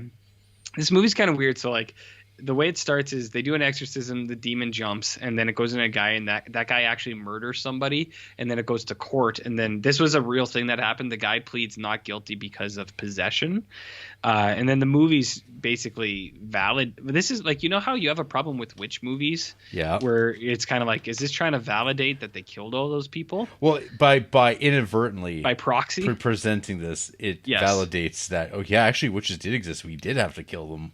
Yeah, All those women might. I mean, there actually were witches. We had something to be worried about, rather than, oh my god, people are horrible. Yes. I think you would get that vibe in this, and more so because this movie is trying to literally say, like, this man was possessed, and People get possessed, the murder he committed isn't his fault, kind of thing. and that's happened before. Yes. And it'll happen again, bitch. And it'll happen again. Says Freddy Devil. Yes. Yeah. So I think you would not like that aspect of this movie, but this movie in general is just kind of shit. It's like they're fighting like an occultist lady, and then you're like, is this the bad guy? And then it turns out to be kind of the bad guy, and you're like, yeah, okay. But yeah, it's there are a lot of bad shit like that. The one thing you would like, there's a ton of huge, bloated, naked, fat people running around in this movie. Oh hell yeah! Which I know you're a big fan of. Oh yeah. The biggest fan. It doesn't happen like a whole bunch, but it happens in at least two separate scenes. Two separate scenes, Trey. That might be a little bit too much. Yeah, two separate scenes for huge naked fat people running around. But yeah, I thought this movie was absolute shit. Fantastic. And then I watched The Beast Within, which maybe you told me about this like a year or two ago. I think I haven't seen. I saw this movie ages ago. Oh, okay. This is a transformation movie. Yep. Transformation into what? I don't know. Plays off like a werewolf for a while. A little bit. This movie is very rapey.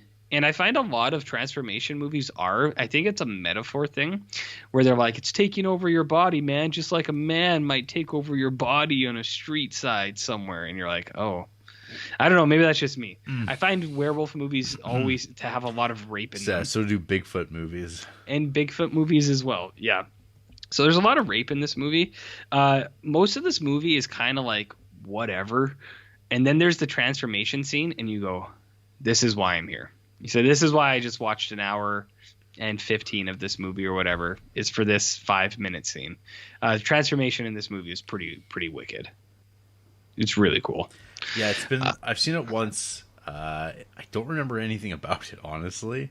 So I don't know why I would have mentioned it specifically, other than maybe you should watch it. Like maybe I mentioned it a while back, being like, maybe you should check this out, RJ. Might have been when you were still rating stuff, and you maybe gave it a 3 or something. Yeah. And I was like, that's a good high praise, 3 stars. I was like, that's high praise. I'll add it to my list. Something like that. But yeah, the transformation's awesome. But there's a really gross scene in this guy where a guy gets delivered hamburger and he's just mushing it up with his hands and he pours soy sauce on it and he's mushing it up with his dirty, shitty hands. He's like, how you like your booger, son? And I was watching it. I was like, ugh. I was like, this is fucking disgusting. I imagine this is a high horror for Mr. Chopsticks. For me, yeah. I have a couple movies left. I think I might save Cherry Falls and X for next week. Okay. Because Cherry Falls is incredible. And I'd like to give that some time. And X, I have an opinion on X. But Night House we both watched. But before that, do you want to hear about Books of Blood and Lair of the White Worm? Or should I just... Well, save those 2, maybe. Okay. Yeah. But I know you also watched The Night House. So I did. We could discuss that if you want. Yeah, we could do that. That sounds... I mean, I don't know how much there is to discuss. Yeah. About The Night House. I don't know either. I think we both watched it because it was Bruckner. Hey, so yeah, we're Bruckner fans. I think we are Bruckner boys. Yeah, we liked that one movie of his specifically quite a bit. I guess maybe more than other people. And his solid buzz on the new one. Southbound. Southbound's cool. The signal's good, and that's that's kind of that might be a movie borderlining on Cell territory, and it doesn't even have people running around in circles.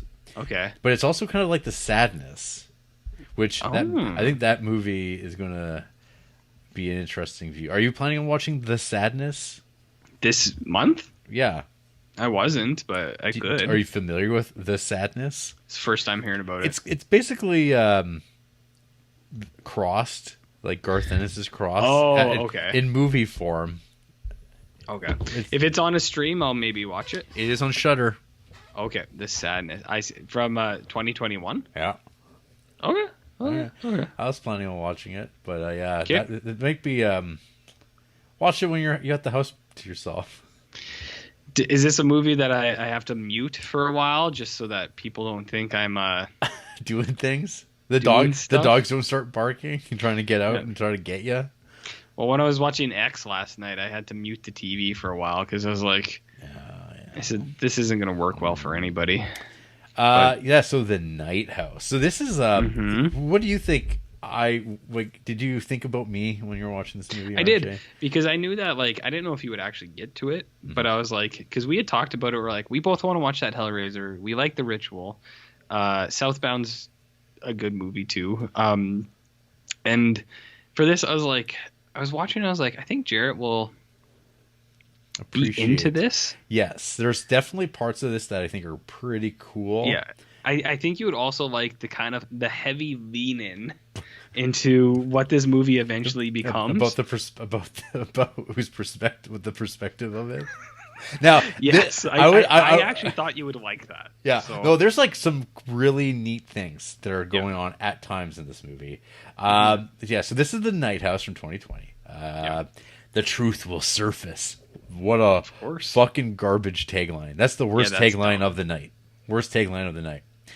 Reeling from the unexpected death of her husband, Beth is left alone in the lakeside home he built for her. Soon, she begins to uncover her recently deceased husband's disturbing secrets. Disturbing indeed. Okay, wait.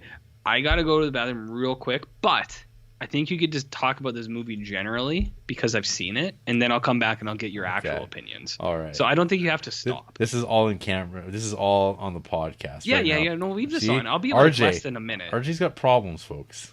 Well, it's a thing. You gotta take care of it. All right. So, The Night House. So this is a movie that follows the Rebecca Hall character named Beth. And yes, she is despondent. It's kind of one of those movies where the action starts off inside of the house, and there's a scene where two characters are walking toward glass, and the sound's all distorted, and you're like, man, I really wish we had subtitles here. Like, what if you're watching this in the theater and some assholes besides you eating a bag of popcorn? You'd be like really frustrated because you're like, is there anything happening? Is there anything really important? Is someone peeing very loudly, not that far off from the microphone? Hard to tell. It's hard to tell. So anyway, you know that there's some sort of tragedy that's going on. So this is some real RJ territory about grief and loss. And you're like, well, what happened? Every fucking horror movie that ever exists now is dealing with someone who's just killed themselves, or like a dead kid. But usually there's like a husband and wife, and then there's longing photos of it. And it's just like, it's the same old thing that these movies kind of rely upon. So anyway, you find out her husband killed himself, and it came out of nowhere. She killed himself with a gun that she didn't even know that was in the home. And I guess the description is that she gives to one of those real Karens, those people that flush the toilet with the door open, and they come rushing. Did they even wash their hands? Is the question that the audiences will be asking. Always. I never while they're watching The Night House. So so where'd you get in the plot? Okay, so we basically where a real Karen comes wanting to grade grub some grades for her kid who missed an assignment, and that's when our protagonist just lets her have it, saying, "Yeah, my husband shot himself." That was a personal matter I didn't really want to get into, so fuck you. So she's she's got no fucks to give. But then of course, so her life's a mess. She doesn't know what she's going to do. She's grieving. But then there's some spooky things going on, and people act very conveniently for the plot of this sort of movie, because there's what's his name? Is it Mel? The guy who's just the neighbor? Yeah, he's just around. He's like, "Oh, I never told you this one little thing. Remember when I told you there was no houses built over here? Well, there was one little house that I knew about. And I maybe never told you, but maybe I seen your husband once, and maybe it gave me a weird feeling. But I don't know. Remember that statue of the lady with the giant needles piercing them? I don't know. Well, one time. Maybe it was a thing. Maybe it was. Who am I to say? Who am I to say? So anyway, she's dealing with stuff, and but now there's spooky things going on around the house. Oh yeah, there's big a voice. Spooks. We never actually hear her husband's voice in this movie, right? I think not until the very end. But even then, it's distortion. That did you recognize that guy? The voice of the husband, the actual guy. Owen. Oh yeah, because I recognize him. He was in The Empty Man, but he was in Archive 81 or whatever that Netflix show you made me watch. Yeah. He was the cult leader in that show. Yeah, that makes sense. He's also in Bone Tomahawk. Yeah, I just saw that. I don't know who. I haven't seen Bone Tomahawk since the first time. So, yeah. But that's that Archive guy, and I was like, oh yeah, yes. There you go. Yes, that guy. And his name is something like Owen in that movie or in that show too. Yeah, it's just his thing, I guess. He's a real Owen. He's a real Owen. So anyway, Yeah. things are creepily happening, Yeah. and then things start to reveal themselves. That the husband was doing something. There's some cool stuff. I'm into evil architects. Yes, you are. Yes, you are. Building mystical cages for entities and weird like mazes and like old tomes. Then we get like kind of these half-assed versions of like, oh, I just happened to get this from this like artisanal bookstore in this rural area, and there's like this total like hipster douchebag. Not even hipster douchebag. This is like kind of like a real like douchebaggy kind of bookstore guy. Yep. You're just like, come on, like, why are they just like, what lazy casting? It's like, no, this guy would not own this business, nor would he work for them. Like, this it's not a fit. This guy doesn't look like he likes books. It'd be a great big guy named John, but he'd be super nice, and you'd be like, this is a nice guy. I like him. Yeah, You know what I but it's mean? got to be this guy because it's Yeah. snarky movie makers. Yeah, guys who go 1 second, please, and then you go, come on, come on. Come on. So anyway, there's like the enigmatic letter she gets, which like I don't know how you could read it any other way. That nothing is after you. Like I don't know. I'm like I literally read that and I went, oh, that's what the letter actually says. But it's like our characters are kind of dumb and slow on the uptake. I also like when she's reading that letter with her colleagues, like that scene is like I think it's supposed to be uncomfortable because how much they're pressing her, but I was like, I know there are people who exist like that, but like the way that they're talking to her, it's like, are you fucking out of your mind? This is like movie friends. I know, but like I do know there are people like I've been asked sometimes inappropriate questions where I've in my mind been like, What are are we you doing? out of your mind? Like, what are we doing tonight, boys? Or yeah, like yeah, like stuff like where it's like in their mind they don't see it as a like inappropriate. Yeah. But you're just like, it's like, are you fucking kidding me? But like that scene where they're just like probing this lady, in my mind I was like, are you fucking kidding me? I was like, are these people out of their mind? That's how it seemed. So yeah, I mean, eventually the other shoe drops, and you find out kind of, oh, this was happening, but then you're like, but why? And why this other location? And then you're like, there's an entity, like there is like the entity, Yeah. and sequences. And then it gets kind of cool with houses and sconces moving, and like it was just cool. Like it's pretty subtle and it works really well. I really like Haunted architecture. The final shot is really cool too. I think Do you remind me of the final shot? it's the boat.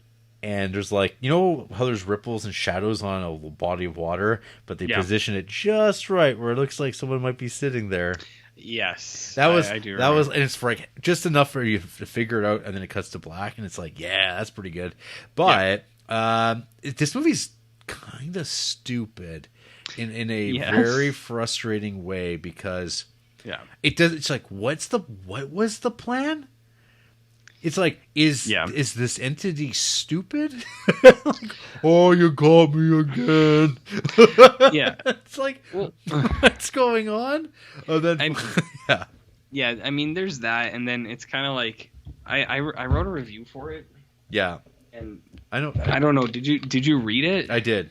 And do you know what I mean? Well, this is 100%. I know what you're talking about, but yeah, it is. I mean, so spoilers, people, for people who want to check out this movie that we're like, I think we liked more like in the time of watching it, but then when you have to talk about it again, you're like, this movie's not good.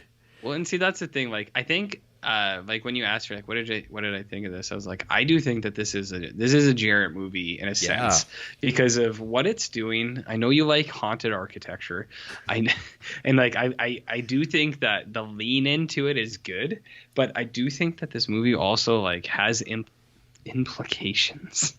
And it's just like, are you saying this or are you saying this? And it's like, and I don't think you can say both.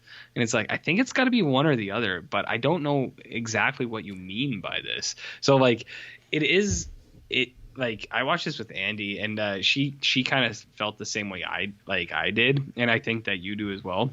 We're watching it as like, is this movie doing this or is it doing this? And it's like, there's good things that we like about it, but then there were some things where it's like, I don't know. So, anyways, you Okay. continue. Well, I was gonna say like so spoilers. Yeah. Spoilers. Yeah. So yeah, what's going on in this movie is that Beth had a near-death experience, Yeah. and death or a spirit entity becomes either infatuated with her or wants its final destination, as RJ commented, where it's like death wants her. Death wants her back. She escaped, and he's this entity takes over the husband to get him to kill her.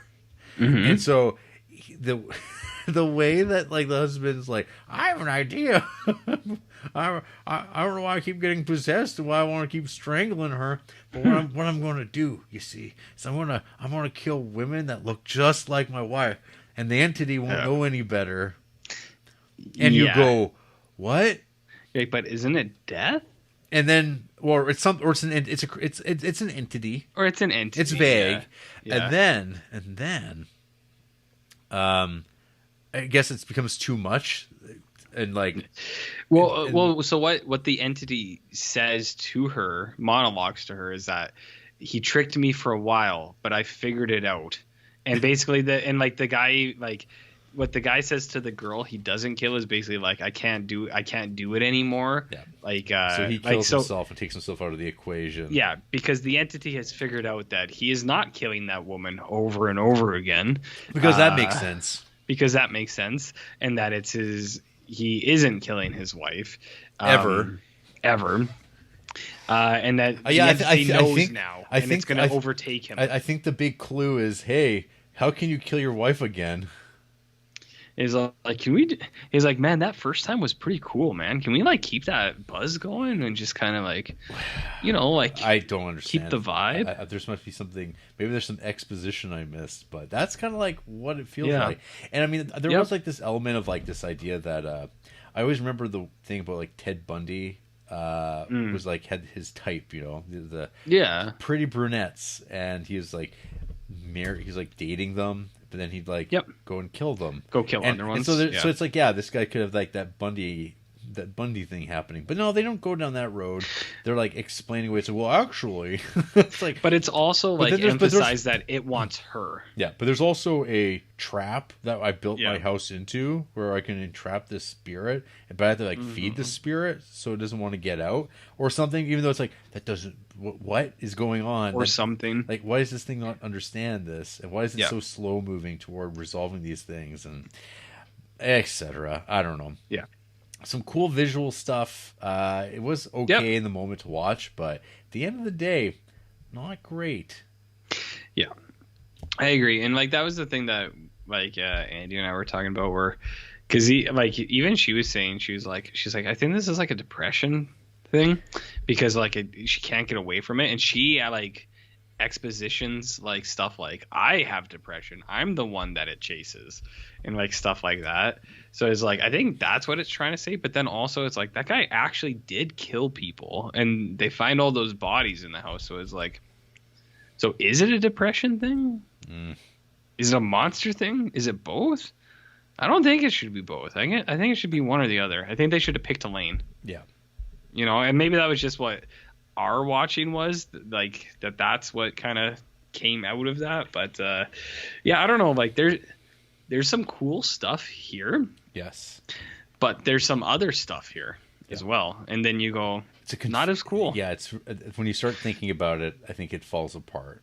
Yeah, and that's too bad. I mean, I do still I do still like Bruckner. Am I a Bruckner boy? I don't know. We'll have to see that new Pinhead to see. Well, the real question, though, RJ, is are you a Giacchino boy? Giacchino. And Giacchino as in... the composer of Lost, Michael Giacchino? Michael Giacchino. You mean the director of some episodes of Short Treks? And now a big film Marvel Cinematic Universe entry. So I this you pegged it right, Jarrett. This is what I watched last night. Secretly.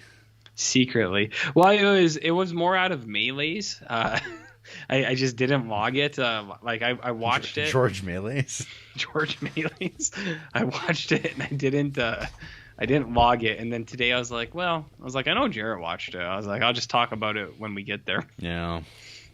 So tell the kids at home. You tell me about Werewolf by Night.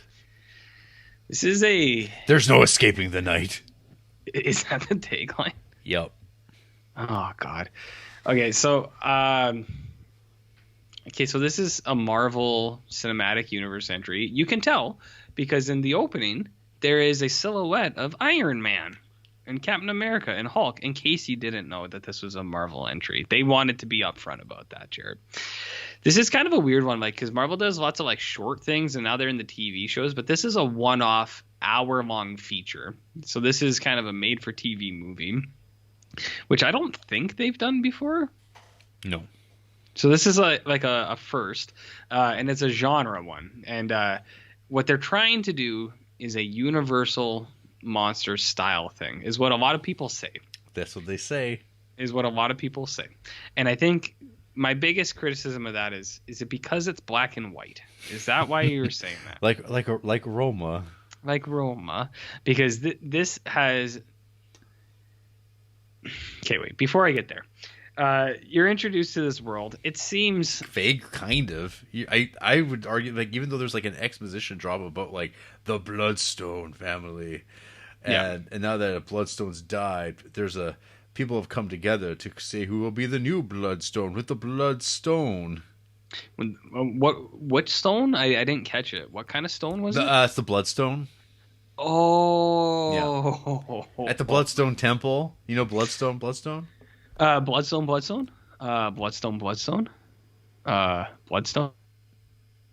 Anyways, so yeah, you hear about some Bloodstone thing and about how there's monsters, apparently, and lots of decapitated monster heads. There's lots of decapitated monster heads. I watched this literally last night. I can't remember the intro to it, but it's something about monsters, and then there's a gathering, and the Bloodstone gets passed generations, but there's an open call for it, and they're calling other monster hunters. And like my initial instinct was, I was like, I'm not super caught up on Marvel stuff, so I was like, are monsters just in play now? Like, is that something that's happening in the Marvel? That was always a thing. Well, I mean, always in the comics, but in the movies, no. I was like, are monsters in play now? Because I know this is new. I know God, Love and Thunder has brought gods into it, and I know they're going to bring in mutants. And my initial instinct was, man, it's going to be a real bummer when Marvel writes off the Wolfman as being a mutant, and like that's it, because I think that's their out on this stuff. But anyways, it's calling of monster hunters. They come, and then you get something that Doctor Strange Mountain or Multiverse of Madness or whatever had a little bit of reanimated corpses, but I think this is a rare Marvel entry where you, like a Disney original, where you have corpses, like the dead corpses of people being brought to life to talk. And I was like, I would have never thought this is where it would have got. You know what I mean? Mm-hmm. So the corpse comes to life and he goes, "You guys are all the best monster hunters. There's a monster out in the field. Whoever kills it and takes a stone is the new heir to the Bloodstone, and you can do with that as you will." And then the monster hunters get released. Yep. And I mean, there's no real way to talk about it without spoilers, because this is a short. This is no one cares. Everyone who cares. So you find the monster, and so our main guy, which is the Itu Mama Tambian actor, Gail Garcia Bernal, yes, as Jack Russell, as Jack Russell Terrier, like a dog, you know. Yep. So you can tell he's not really into it, and then he finds the monster first, and he's kind of talking to him, and you go, "Oh, they're friends. That's nice. That's nice." And then they kind of run, and what kind of monster? Not a swamp thing. Mm-hmm. I can tell you that much, Jared. Yeah. Well, what did you think of the Grootifying of the monster? Kate, I when I watched this, I was like, I gotta lean on Jared a little bit here, because I'm gonna be very upfront. I'm a Swamp Thing guy. I know very, very little about Man Thing. There is nothing to know about Man Thing. All you need to know is those who fear burn at the touch of Man Thing. So is that his power? Is he? Yes. He just Yeah. incinerates people. Yeah. That's exactly it. Yeah. Fuck, Man Thing is lame. Man Thing is super lame. But he's like, oh, I'm cute. He is cute. That's what Marvel does. They take whatever they do and they Grootify it, and then people go, "Oh, I want a Man Thing Funko." Yeah, I mean, is unsatisfying as the Swamp Thing little short series was. You know what Swamp Thing wasn't doing? He wasn't doing cute stuff. He was blasting out assholes and swamp hands. You know what I mean, sure. So, anyways, yeah, Man Thing was there, and I actually didn't know that this was a Man Thing, thing, and I was like, Man Thing's just here now. Yeah, I was like, all right, whatever. So he's cute. Soon they're gonna have to bring back Howard the Duck. Well, I mean, that's been in talk for a while. What was it? I think James Gunn has been flirting with that for a long time. Of course he has. Yeah, but again, Man Thing's just going to end up being a mutant when Fantastic Four and X-Men come into play. Yeah. It's already in play because I've already heard that the new Wakanda movie with Namor, Namor is a mutant. So, and Miss Marvel was a mutant apparently. Well, I mean, we're getting closer to having the Defenders, the real Defenders, the real ones, not Heroes for Hire as Defenders, whatever the fuck that was. Yeah, I mean, that could come. But so they meet Man Thing, and you go, okay, it's Man Thing.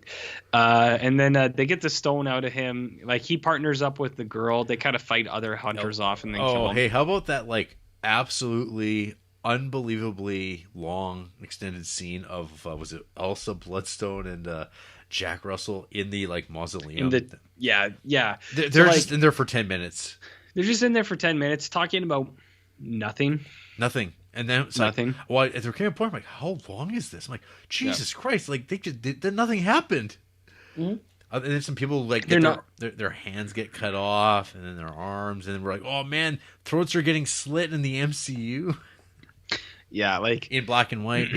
So yeah, they fight off the other monster hunters, and then they get locked in the mausoleum, and they talk to each other for a while, and it's nothing of anything.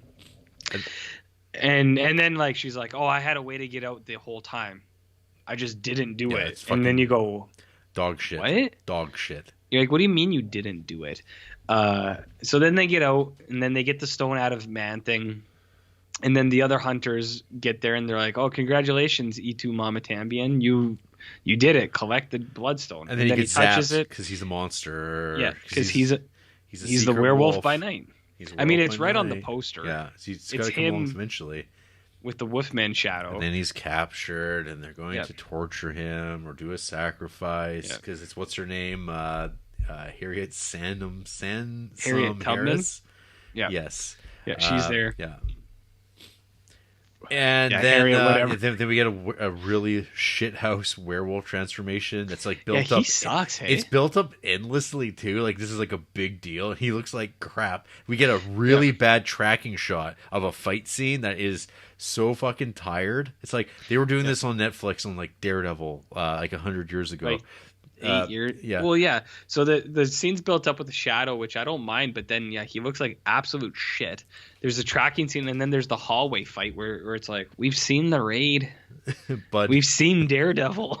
Yeah, but it's we know you've already ripped this off in your own fucking endlessly house, and now you're doing it now. Oh, but now Jared, Michael Giacchino spatters on the glass, blood splatters. Oh fuck, horrid. And then CGI blood. And then Harriet Harris burns at the touch of Man Thing, and that's it. And then Elsa Bloodstone, who we'll see again for 30 seconds in a future MCU movie, or maybe longer on a TV show, Scarlet Witch or some crap. Something. What do they go to the mountains of Wendigo or whatever? Of Wendigo? Yeah, sure. You know Wendigo? Mm-hmm. You know who doesn't know Wendigo? That is something. Who doesn't? Yeah. So there's that. Yeah, and then the last scene is Wolfman and a Man Thing, having a coffee, and it's very casual. And then it ends. Here's my big thing about Jarrett. What is this supposed to be? Garbage. Because I genuinely don't understand where it's is this trying to... Because Marvel does so much effort to propel things. It's is this trying to set up Blade? Is this trying to set up mutants? Yeah. Is this just nothing? And It'll it's all, like, that's hey, fine. Look, it'll all pay off in Phase 7. Well, I mean, yeah, sure. And like that's the thing. It's like people you are can have fucking- throwaway stuff. That's fine. It's just People like, are- is that what they're People doing? are like, they're losing their shit over this thing. They think it's incredible. It's not. There's been nothing like this visually ever that's ever existed. It's so brave of Marvel to do something like this. It's like, what? It's like, let the composer of Lost direct this like complete nothing that's so badly paced. It feels cheap. This sucks. But again, this Marvel shit, not for me. It works for some people apparently, but man, it's like, I like werewolves. This should be like totally up my alley. And Yes, it should. It's just like, ugh. Well, that's why I was like interested in too. I was like, a werewolf show that's 1 hour long. I was like, Creektober? baby. I was like, that sounds incredible. And then like I didn't even really realize it was a Marvel thing until like it came out and people were like, Marvel's done it again, and I was like, Marvel? They did it. They did it again. They did it again. But yeah, like I don't know what it's trying to do, and I think that's the biggest thing. It's like, what are you? What are you trying to be, man? Mm-hmm. And it's like, that's the thing. It's like, if Marvel did more things, like maybe this is the first, I guess, but if it was more, it was just like, here's an hour of fun stuff. It's like, okay, yeah, whatever. Here's an hour of pain. Here's an hour of pain. But like, I don't know. I feel like they're gonna write off Wolfman in a weird way, where it's like they're not giving them the time they deserve. You know what I mean? Yeah, no, this will be the supernatural end of the MCU. They'll have Blade. Because of Blade. Doctor Strange can hang out. Scarlet Witch could show up. And like, that's fine, but I just do it better. Be better, you know? It's very weird. There's not even smoking in this. No. You're going to tell me there's a Victorian era thing and people aren't smoking? Get out of here. Get out of here. I got to log this right now on Letterboxd, but yeah, this was a weird one. Marvel Wundagore Mountain. See? Oh yeah, my Microsoft Edge just opened up. Wundagore. Cool. Okay, we got early Earth, late Hyborian Age. Get the fuck out of here, Marvel. 6th century. Well, it's Conan. I mean, yeah, Conan. sure. Jessica Drew. Yeah. Oh, that's 20th century. Okay.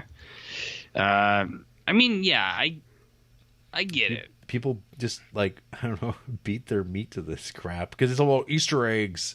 And I watched this and I'm just like, am I supposed to? It feels like I should know who these characters are, and it's assuming that I've like I've read all I've read all the spoilers online, and I've watched already YouTube videos about it. And it's like, oh, I gotta watch it when I get home after work, and I know everything about it because I saw the spoilers for the cast list, and I watched. I go, oh man, it's exactly the way I imagined it would be. But it's like, no, I'm watching this completely cold, and then it's like, what? This isn't. This isn't art. This isn't art. Where's art to clown? Where is our thing? One, that's what I mean. Where it's like, I haven't seen a lot of the new Marvel stuff, but I watched a couple of them, like not even a couple months ago, and it's just like, I don't know what this is, but yeah, Art the Clown is definitely not in it. Yeah. Is my biggest takeaway. Poo. What do you think Art would do in a Marvel movie? Where would he best be fit? Like, if there was one Marvel character that could feature Art the Clown. Well, they just turned him into the Mask. Like the Mask? The Mask. Would he still do shit stuff? Mm-hmm. Damn. Somebody stop me. Can you say that again? Smoking. Wow. Huge. Incredible. I think that's that, RJ. I think we're gonna call it right there. That's like over 3 hours of heft. Yeah, that's Art the Clown took up about half hour, 82 minutes. Yeah. So, yeah, but it was deserved. Deserved. So, yeah, that's our show, man. There you go. That's Ghoul School 17 in the garbage bag. What are you gonna call this one? Asshole by Night? Ooh, assholes by night. You know what I mean? Know what I mean? You gotta keep up the holes. Keep up the holes. Cokie D, Cokie hole. There's Yeah. lots of things you could play around with. Or art is real. Art is real. No, That's a good one. The night hole. I'm gonna go with mine. Yeah, you do whatever you want to do. All right, well, folks, hopefully that entertained you. Next week, it's like a continuation of Creeptober because we got Criterions to go to, and there are spooky about madmen and such monsters. Scientists? Boris Karloff.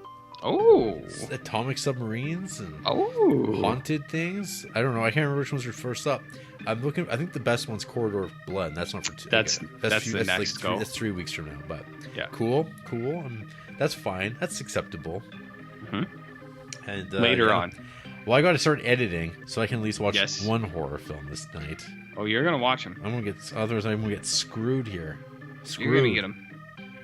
Hit him. But any recommendations for people out there, RJ? From me? Yeah. Cherry Falls.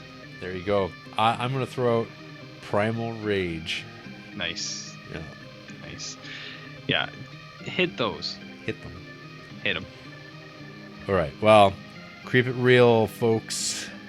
Till next week, and keep watching the horror skies. What happens there? Ghosts. And that's a good question. Holes? Holes. There's no holes. The ozone layer's got a hole, Jarrett. Oh no. You know? It's the 90s all over again. Do you know? 90s sweat. Ugh.